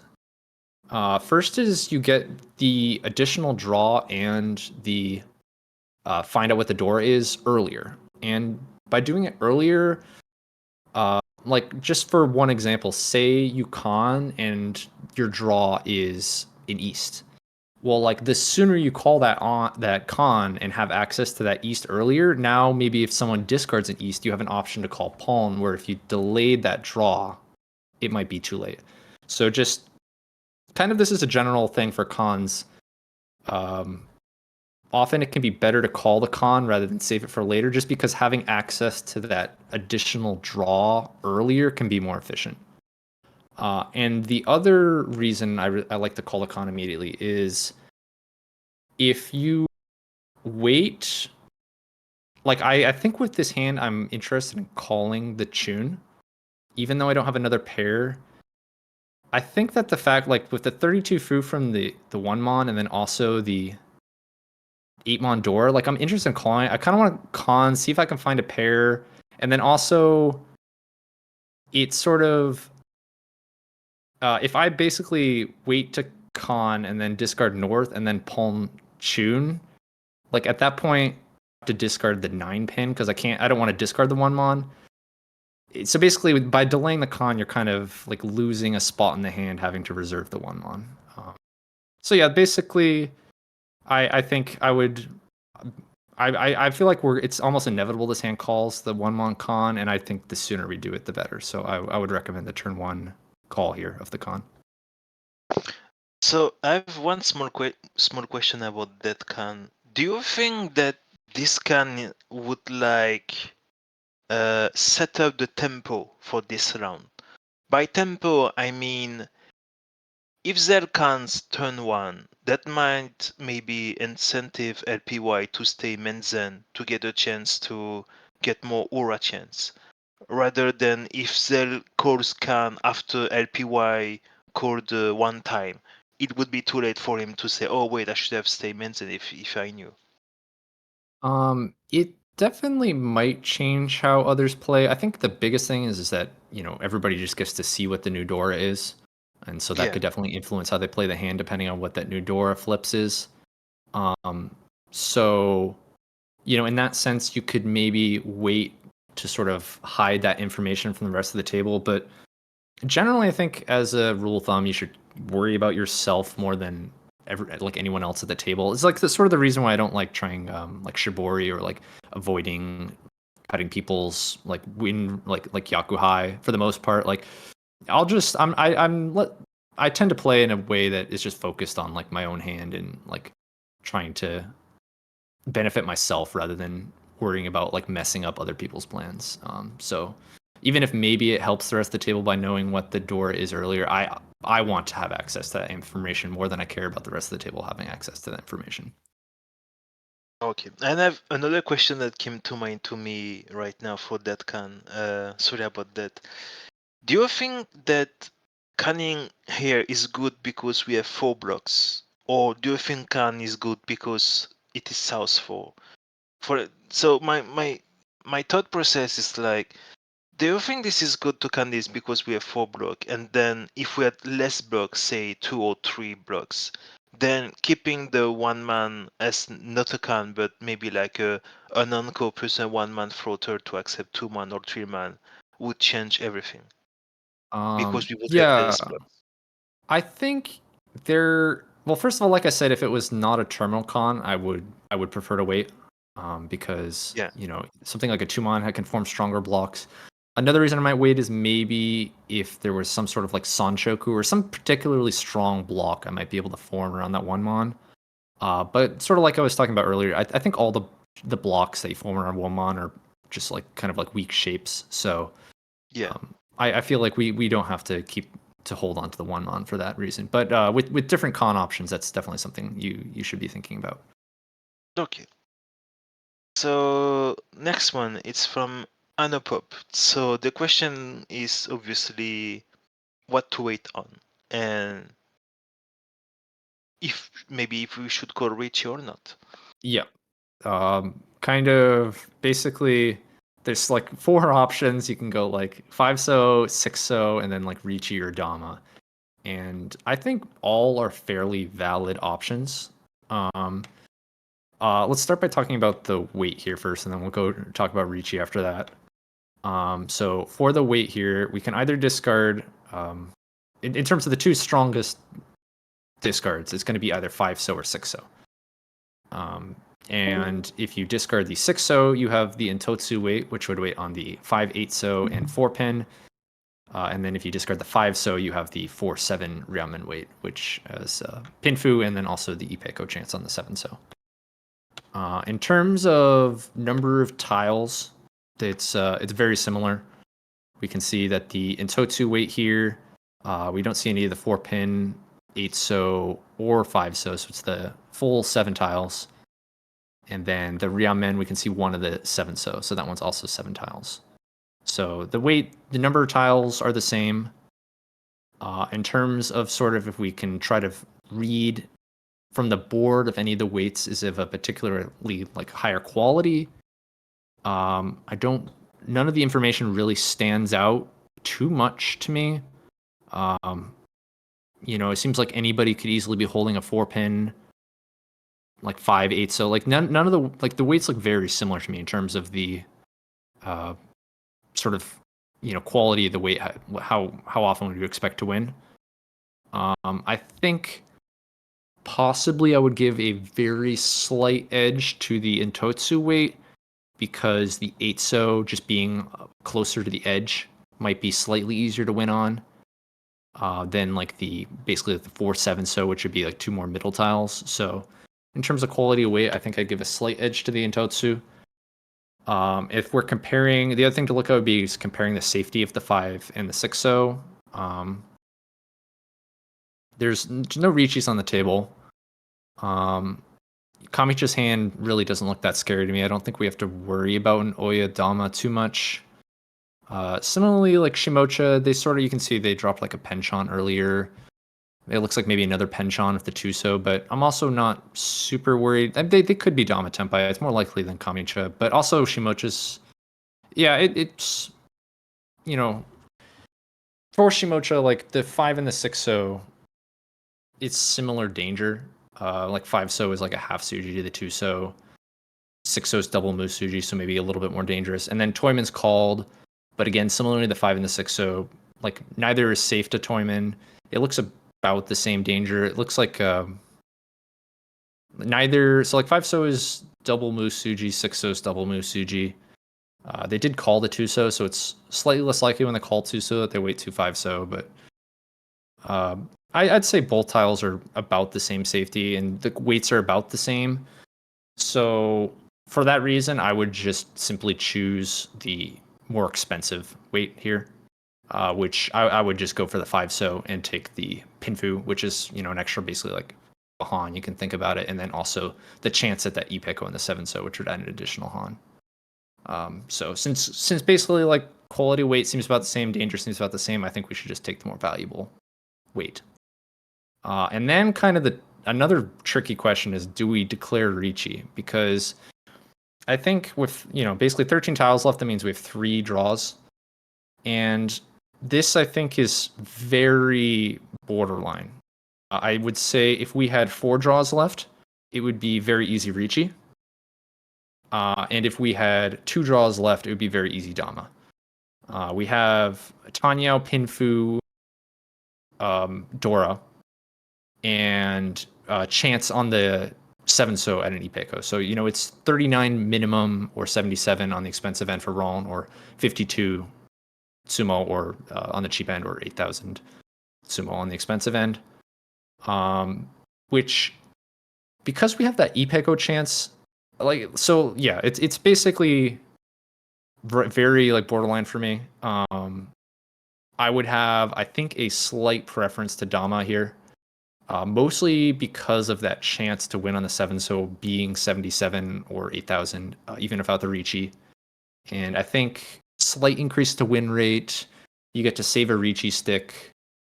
I think I would choose the Dama, but it's very close. Like I said, if I had one more draw, I would easily slam, and if it was one less draw, it'd be easy Dama. And I think this is right in that middle ground. I don't think either option is wrong. For reference, the 2 Naga models are split, where Nishiki prefers a Ricci and Kagashi prefers a Dama. And I think personally I would go with Dama, but I think either option is valid. So for my final answer, I would say 5-so Dama. Okay. Yeah, I would. I'm not very surprised by Nishiki and Kagashi decision. Like, we know that Nishiki is more Ricci heavy and Kagashi is more nuanced about Ricci versus Dama. So I'm not surprised that Kagashi wants to Dama. So for this one, we have some indication. So Shimocha called Ricci on 3-man, and Kamicha pawned 3-man and discarded West. And now it's Chunman turn. Yeah, so here the question is do we push this 7-mon? 7-mon is safe to Kamicha, so we don't have to worry about that. It's basically, do we want to push this 7-mon into the Shimocha's Oyorichi for our 7-pin Tanyao weight? Or sorry, not Tanyao, it's a Yakuhai Door 1 weight. Or should we try to defend against the Oyorichi? We also do have to consider Kamicha here. Kamicha did just call the Dora, and we don't know how close their hand is to completing, but it's it's another hand we do have to worry about. It is possible that they just called 3-mon into Tenpai. But kind of my primary concern here would probably be the Oyorichi. Kamicha might have a scary Tenpai. Shimocha definitely has a scary Tenpai. So I'm kind of like, do we want to push this 7-mon into Oya? The scores are definitely a consideration. We have a very comfortable first place here. If this was a ladder game where score doesn't really matter, final score doesn't matter much, and it's about placement, then it would be a very easy fold, because there's no reason to try to run up the score more on ladder. We already have enough points to secure first place. However, this is a league game, and so a larger first is definitely worth going for. So you can kind of think if you believe that pushing 7-mon is a like significantly positive EV play, this is something you can make in a league game. So kind of, do we think that pushing 7-mon is a good EV play? And I'm not convinced that it is. 7-pin weight, Pinzu, like, relatively expensive. We don't see any Pinzu discards from Toyman or Shimocha. Kind of late 8-pin from Kamicha. Maybe they have some sort of Pinzu around that. They went like 6 8-pin. So, these Kamicha, it's unclear if they have anything in Pinzu. But like Toyman and Shimocha, they haven't discarded any Pinzu. And then 7-pin middle tile weight. It's not a great weight. The value is also not that good. It's just Haku Dora 1. So you're kind of fighting for like 3,000 points if you win it. You do get to deny Oya their Ricci, which does have a lot of value for sure. But for me personally, I'm not convinced that this 7-pin weight is good enough to fight against this dealer Ricci. We could like count the Suji to see like kind of an idea of how dangerous it is. So it would be like 1, 2, 3, 4, 5, 6, 7, 8, 9, 10 Suji. I guess 10 Suji. So that's a decent number. It's like sort of like a medium number. It's a number that you could push into with a stronger weight. I think maybe if I had a ramen weight here, I'd feel okay pushing. The quality of weight really matters when you're deciding whether or not you want to fight. But for me, I think the weight quality is too poor, the value is too poor, and Oyarichi is scary. So I would opt to defend here, and rather than push. In terms of how you want to defend, you could go. I think the main options are 6-0 and 9-mon. 6-0 is just straight Genbutsu, so can't deal in. However, it does completely destroy the hand. There's almost like no recovery after 6-0. At that point, you're just like full beta Ori and just trying to purely defend. There's also a 9-mon Mawashi option.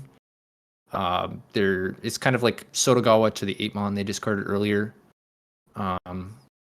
So it's a bit less likely to deal in. There's also like, it's a terminal tile, so it's less likely to deal in than like say 7-mon. There's also 1 chance.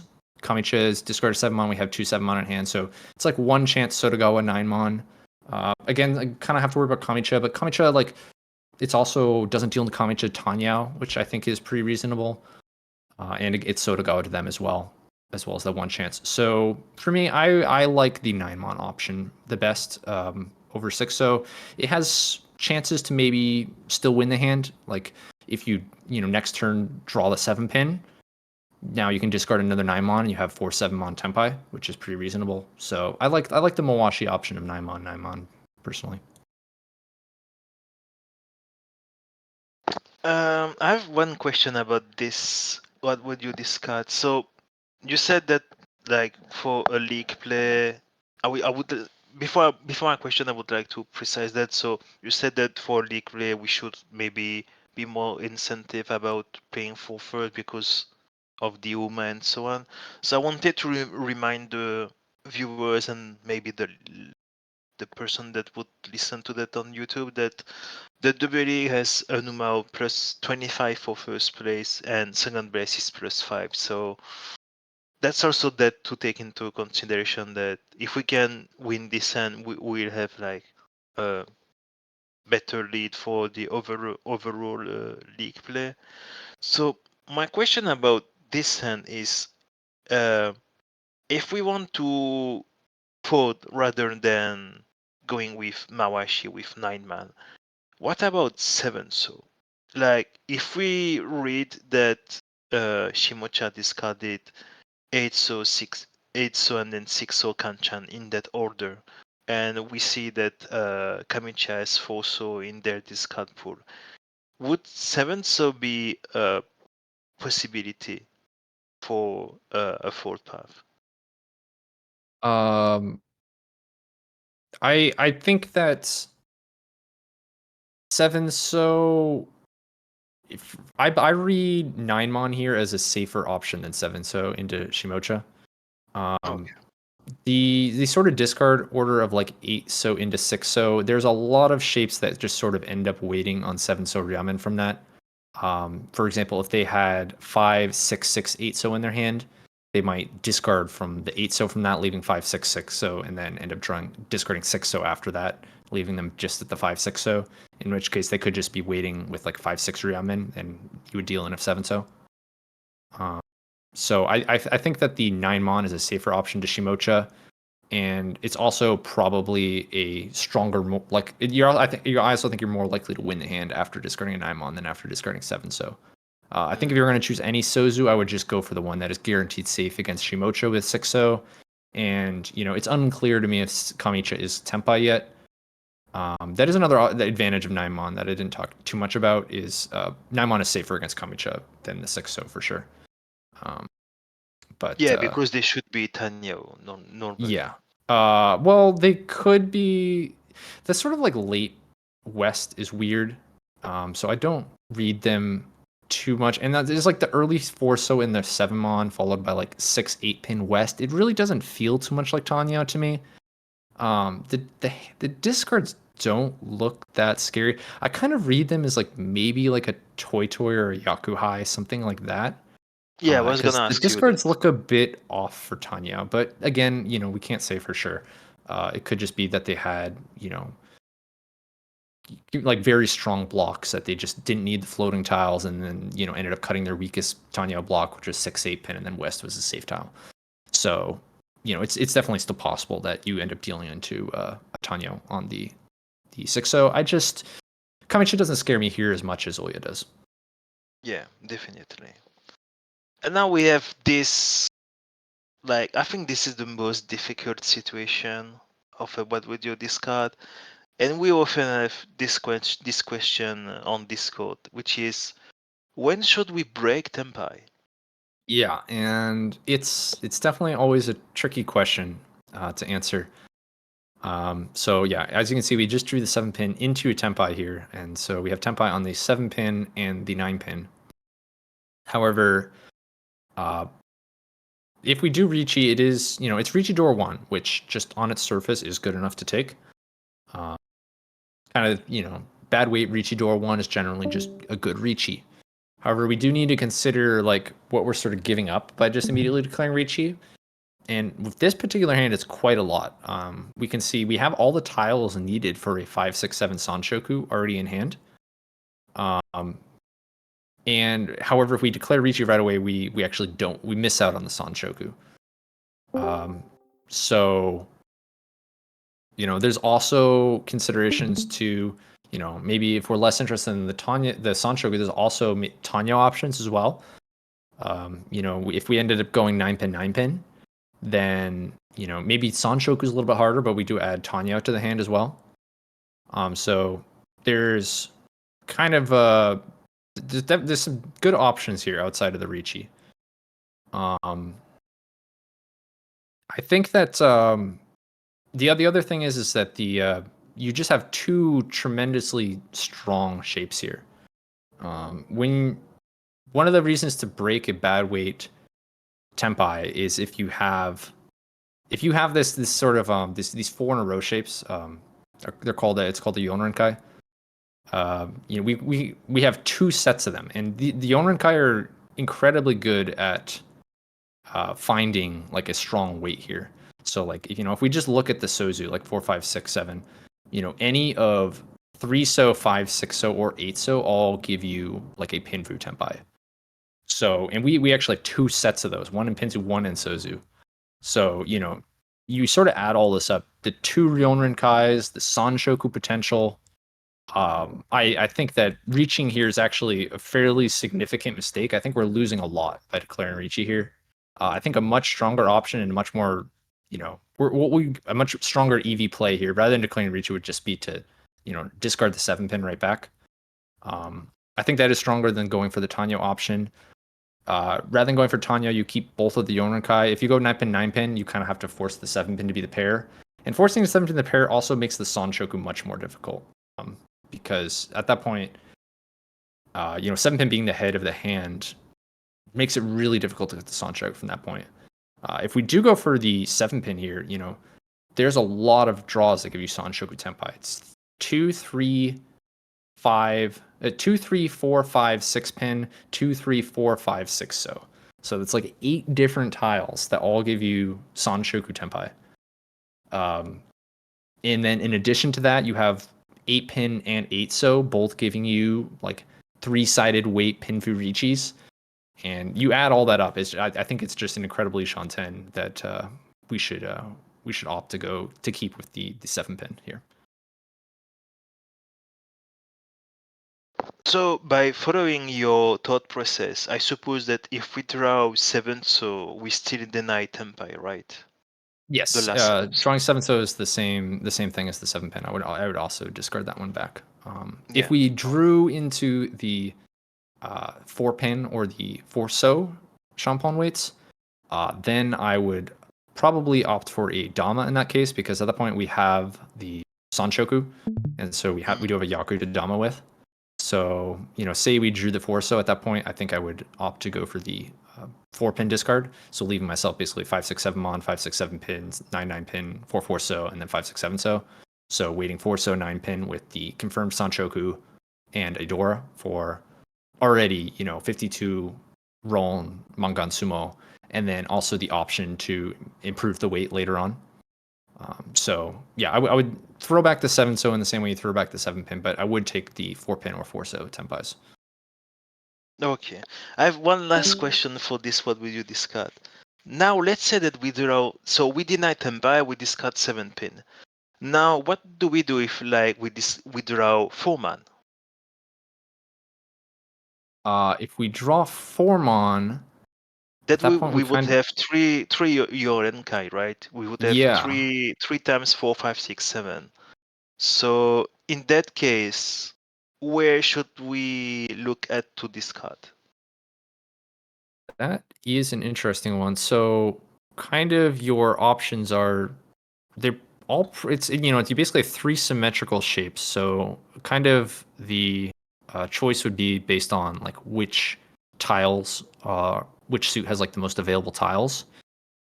And looking at it, I see a lot of upper Sozu being discarded. So Sozu looks pretty cheap to me. We can see like 779-so from Toyman, 9-so from Shimocha. I think I would probably keep the Sozu. And then I think I would get rid of one of the Monzu or Pinzu. And between those 2 suits, we can see like one 7-mon from Kamicha. There would be the own 7-pin in our own discard pile at that point. I don't think that matters too much because it's not often. I guess it would matter. Yeah, it's not too often we end up waiting on 4-7. It'd be if we drew like 9-pin or something, we might want to wait 4-7-8. But so maybe I should ask the question that way. So we draw 4-man. Do we think that at the moment we draw 4-man, we should maybe look at 4, 5, 6 Sanshoku rather than 5, 6, 7 Sanshoku? Because let's say that we draw another 6-pin, then we would have 4, 5, 6-pin, then 6, 7-pin. Would that format change the way we look at the Sanshoku? Yeah, so that'd be the other option. So let me just finish my thought process here on this suit. I want to cut real quick. Yeah. It seems pretty similar between Monzu and Pinzu. I guess the 7-mon from Kamicha. And I guess they discarded a 6-pin as well. I suppose 6-pin is like one less Pinzu acceptance. Like 6-pin is one of our draws for Pinzu, whereas I don't see any tiles being used up in the Monzu. So I guess I would break from the Pinzu shape. But I think either one is probably pretty close. And then between 4-pin and 7-pin, does Dora so would you acceptance rather? change anything? What was that? Dora acceptance. Door acceptance 6-pin. That is just true that keeping the Pinzu does, give you door acceptance. It's there's a lot to think about for that one. Maybe that's a good point. The door acceptance definitely is a good point. Yeah, that was waiting on door is good. Yeah, maybe you're right. Maybe we should keep the Pinzu for that reason. I agree. That's a great point. So maybe we should drop from Monzu then, and then 4-mon or 7-mon. I guess. Oh, you don't want to wait on 7-pin, 9-pin Champon. So we would want to continue. So I guess if between 4-mon and 7-mon, I'd rather aim for 5, 6, 7 Sanshoku, because if you draw 4-pin, you can take the Champon and it wouldn't be 30-10. So I suppose considering the Dora, which was a great point, I wasn't thinking about Dora. I would say I would just Tsumogiri the Formon, but it's a tricky one. Yeah, definitely. Oh yeah, that's true that by going 4-man Tsumogiri, then we avoid the free turn, like you said, if we draw 4 pin rather than 7 pin. That's a good point. Yeah, this is definitely a great what would you discuss from Markino. There is a lot to say about this, and I'm sure that some AI aficionados like maybe Hue, Red Panda, or others might like dissect this hand later, maybe, because there is a lot to say about this hand. So now that we finished the what would you discard, like maybe talk a bit about Khan since there was what would you discard involved about Khan. So I will go back to it. It's yeah this one. So my question is like, why is it is it often a big deal most of the time when someone calls Khan? And we often hear or read some players saying that, oh, maybe you shouldn't can because X, Y, Z, and then most often it's like because you are making things more dangerous for you or for others because if they reach it, there is more aura chance and things like that. So Yeah. why do you think So it is a big deal? I guess I'll add sort of just go over the big like pros and cons of each option.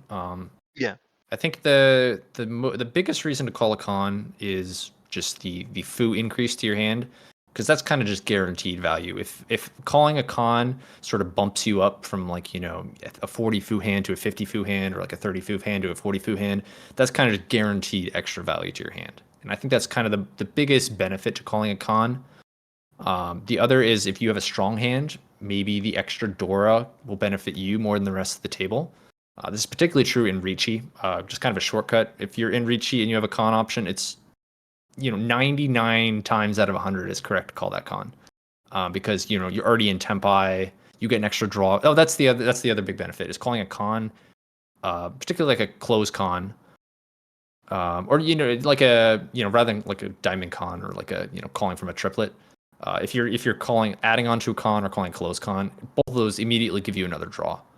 So you get to take like 2 draws in a row, which is definitely a significant advantage. So I'd say those are kind of the 2 biggest advantages: is the immediate draw and the extra foo increase. The Dora is kind of a bit harder to say because it benefits the entire table, and so you have to sort of make a judgment call if you think that the Dora will help you or the rest of the table more on average. The reasons not to call con, again, it's the Dora. If you're in a situation where you think the Dora benefits, the rest of the table more than you, for example, someone else is in Ricci, you probably don't want a con to give them, that extra Dora plus the extra Huradora. Or maybe you're in a first place, you don't want to, increase the average win, because calling a con is going to just increase the average win, both for you and for the rest of the table. So, if a lot of situations that is, a downside, you want to keep the hand small if you're like in the lead. Average win, you mean the value, right? Yeah, the average value, just adding an extra door is going to bump up the average value of everyone's hand.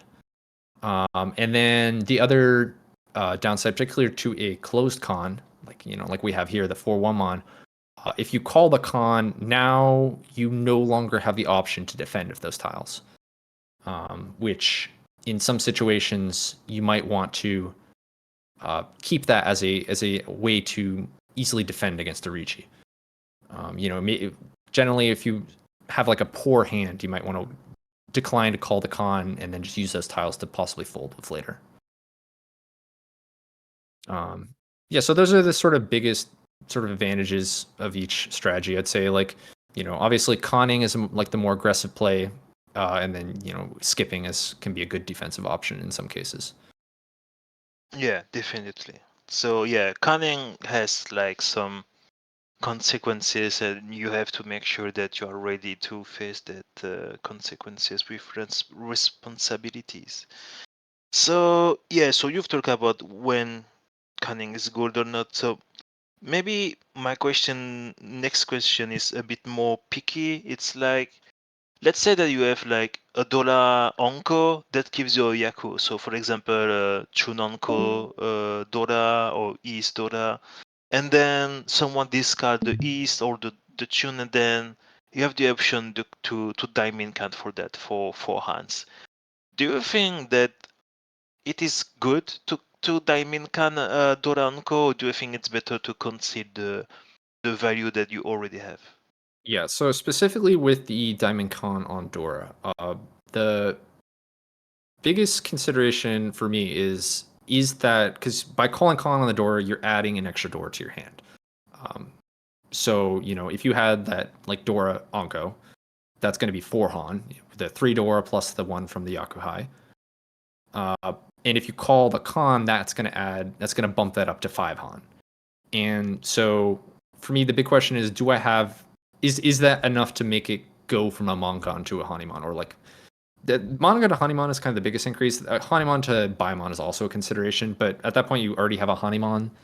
But basically, is it going to be a bump in value, that one extra guaranteed Dora? So if you have like an Akadora in hand, and then you're going from like 5 Han for the Con up to 6 Han, that could be a reason to call it. So generally, I will call the Con if it passes that threshold, 5 to 6 or like 7 to 8.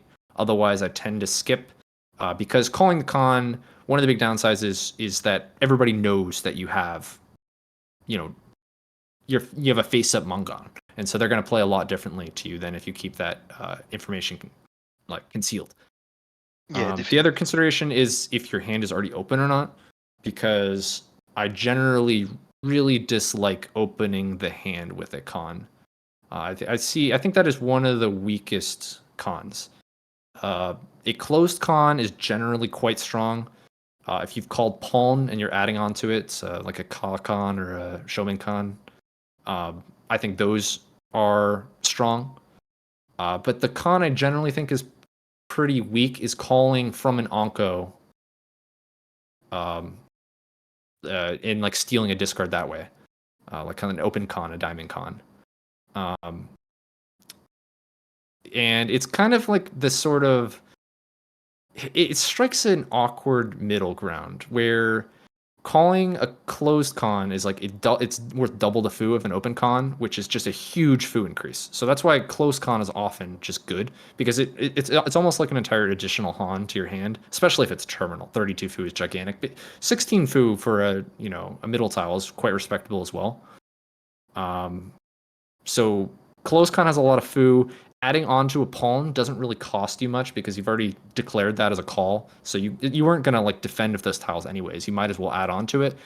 But calling the Diamond Con's sort of in an awkward middle ground where you're losing the safety of the Onko for less increase of a closed Con, and that's why generally it falls into this awkward middle ground where it's not worth it.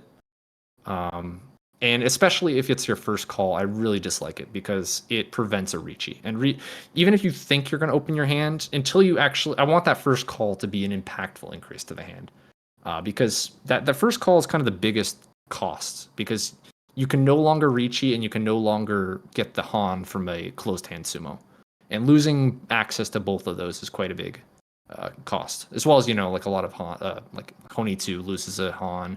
It basically there's a lot of cost to opening your hand, and I want a bigger payoff than just an open Con.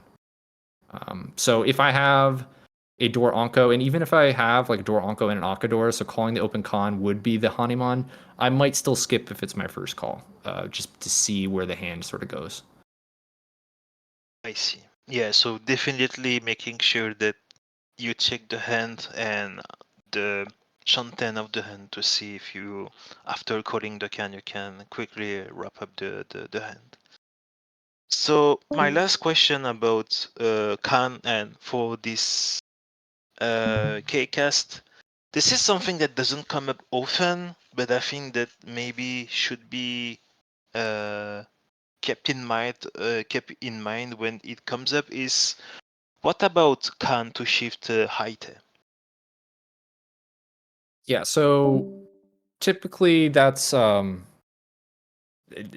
shifting height is definitely something that tends to be worth thinking about. If it doesn't cost you much to your own hand, I'm not a big fan of like breaking Ipatsu with a call, but I am a fan of generally shifting Haite because it often doesn't cost you that much.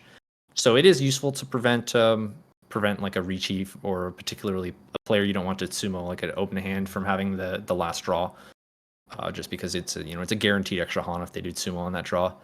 And Con in particular can actually be used to completely deny a draw, which is definitely something to think about. Say your Toyman's declared a Riichi and you're a dealer here, and they're set up to have high tape. Well, if you call like a closed con, you can completely normally you don't want to call con into Riichi, but if you're denying them a draw, you can like hold off the con and then right before they're about to get their final draw, just call a con and reduce steal that draw from them. And it's definitely something you want to keep in mind. And it can be a powerful strategy for sure. And I suppose, obviously, that if you're doing that kind of con, you have to make sure that you have a safe tile in your hand. Yeah, I mean, that's the obvious, but I think it depends on like if the con itself is a safe tile. Oftentimes you'll have a con that tile it doesn't even look that safe. So then in that case, you might as well con and maybe see if you can draw something safe. Yeah. I guess while we're talking about defending and cons, do keep in mind that you can rob the con. This is something you definitely want to be thinking about. Oftentimes, if you have a dangerous con that you're considering like calling like adding onto a con, and it's a dangerous tile, maybe just think about just discarding it rather than calling it con, because at least if you deal in, it won't be with the additional Han of robbing your con. Yeah, that too, yeah. And I have one last question. Sorry for that. It came up to me right now. So, and also it doesn't come up too often. So let's say that now Zell and LPYI under Richie right now, and let's say you have this one man. Wait, where is my mouse? Yeah, there is that one man. This is a non-code. This is not four of a kind of one man. You only have a non-core. And then you are both Richie, Z and LP are both Richie, and then you draw one man. You have the occasion to con, but you also know that one man is safe against LPY. Do you think that in this kind of situation, calling Khan is still good for the value and the Rinchan, or do you think that not canning because you know that one man is safe is better in case that by canning you draw a more dangerous tile? I would say if it's like if you think your hands are about equal and it's like a flat point situation, like think like the first hand of a game, I generally think it's stronger to con. Basically think about it, it's like you could I view the chance to draw my own tile and then get the Han increase from or the Fu increase from the con, the extra Dora, and the chance to immediately get like Menzen Sumo plus Rinchan. Like I view all that as higher upside than maybe you end up dealing in. If you deal in after a con, unless you're playing up a local Yaku, that's just a regular deal in. But if you sumo, you get the Rinchan bonus. So generally, I think it's worth the con. However, maybe if you think their hand is scarier than yours, particularly if you think their weight might be better than yours, say you've like declared a bad weight Riichi, maybe you're just like, whatever, first attempt I'll call like this like 7-mon Kanchan Tempai with one door or whatever, and then you get chased by your Riichi or something. You're like, oh man, I'm just trying to survive this hand. Like my hand's terrible. Then maybe that case I might just skip the con. But I think if the hands are about equal, I'm gonna call the con. Yeah, that's fair. Yeah, it depends on, again, as always with Mahjong, it depends on the situation and I think the biggest is probably the quality of the weight. If you're on like a single tile weight and you get chased by Riichi, you can usually expect, particularly if you're getting chased rather than being the one being chased, your first attempt you declare bad weight Riichi and then get chased by a different Riichi, you can usually expect them to have a better weight. So maybe if you know that tile is safe, I might skip the con. However, it is a pretty big cost to give up if the Fu increase is going to meaningfully increase the value of your hand, I'll probably just call it anyways. Okay, yeah, definitely. There is a lot more question that we can ask about Khan, but this will be for another time when we will maybe talk get about G in here to to discuss. I think I'm maybe a bit more pro Khan than G. Yeah, I mean, like there is some situation about Khan that we will not talk about that today, but maybe when we will talk about Eevee, for example, someone called Richie, but then we have already a pawn, and then with a real man weight, and we can uh, extend that pawn into a Khan. Should we do that to have more chance to win the hand and things like that? Yeah. So this is the kind of more complex situation that we will talk later for when we will talk about what EV means and things like that. So that will conclude the this podcast of the second episode of the KCast. So again, thank you, Geage and Sylveon, who were the guests of this week, and obviously our teacher Navitas Sensei for the what would you discard. And I think that we will try to do that every week, like trying to pick 5 what would you discard, and then let Navitas speak his thoughts, and then maybe and me like going back and forth and asking some more specific question about the hand, about what if and things like that. I think this is like, if this format is uh, has some interest to the viewers, we'll do that weekly. And we'll end on this note that I know that we went a bit overboard, but I think the subject for this week were very interesting, so it's worth to go overboard. Um, so we will end this. We'll end this now, and normally Raf will start his stream, so everyone can go on his stream and consider that as an after party. And thank you everyone who listened to the podcast until the end, and see you next week.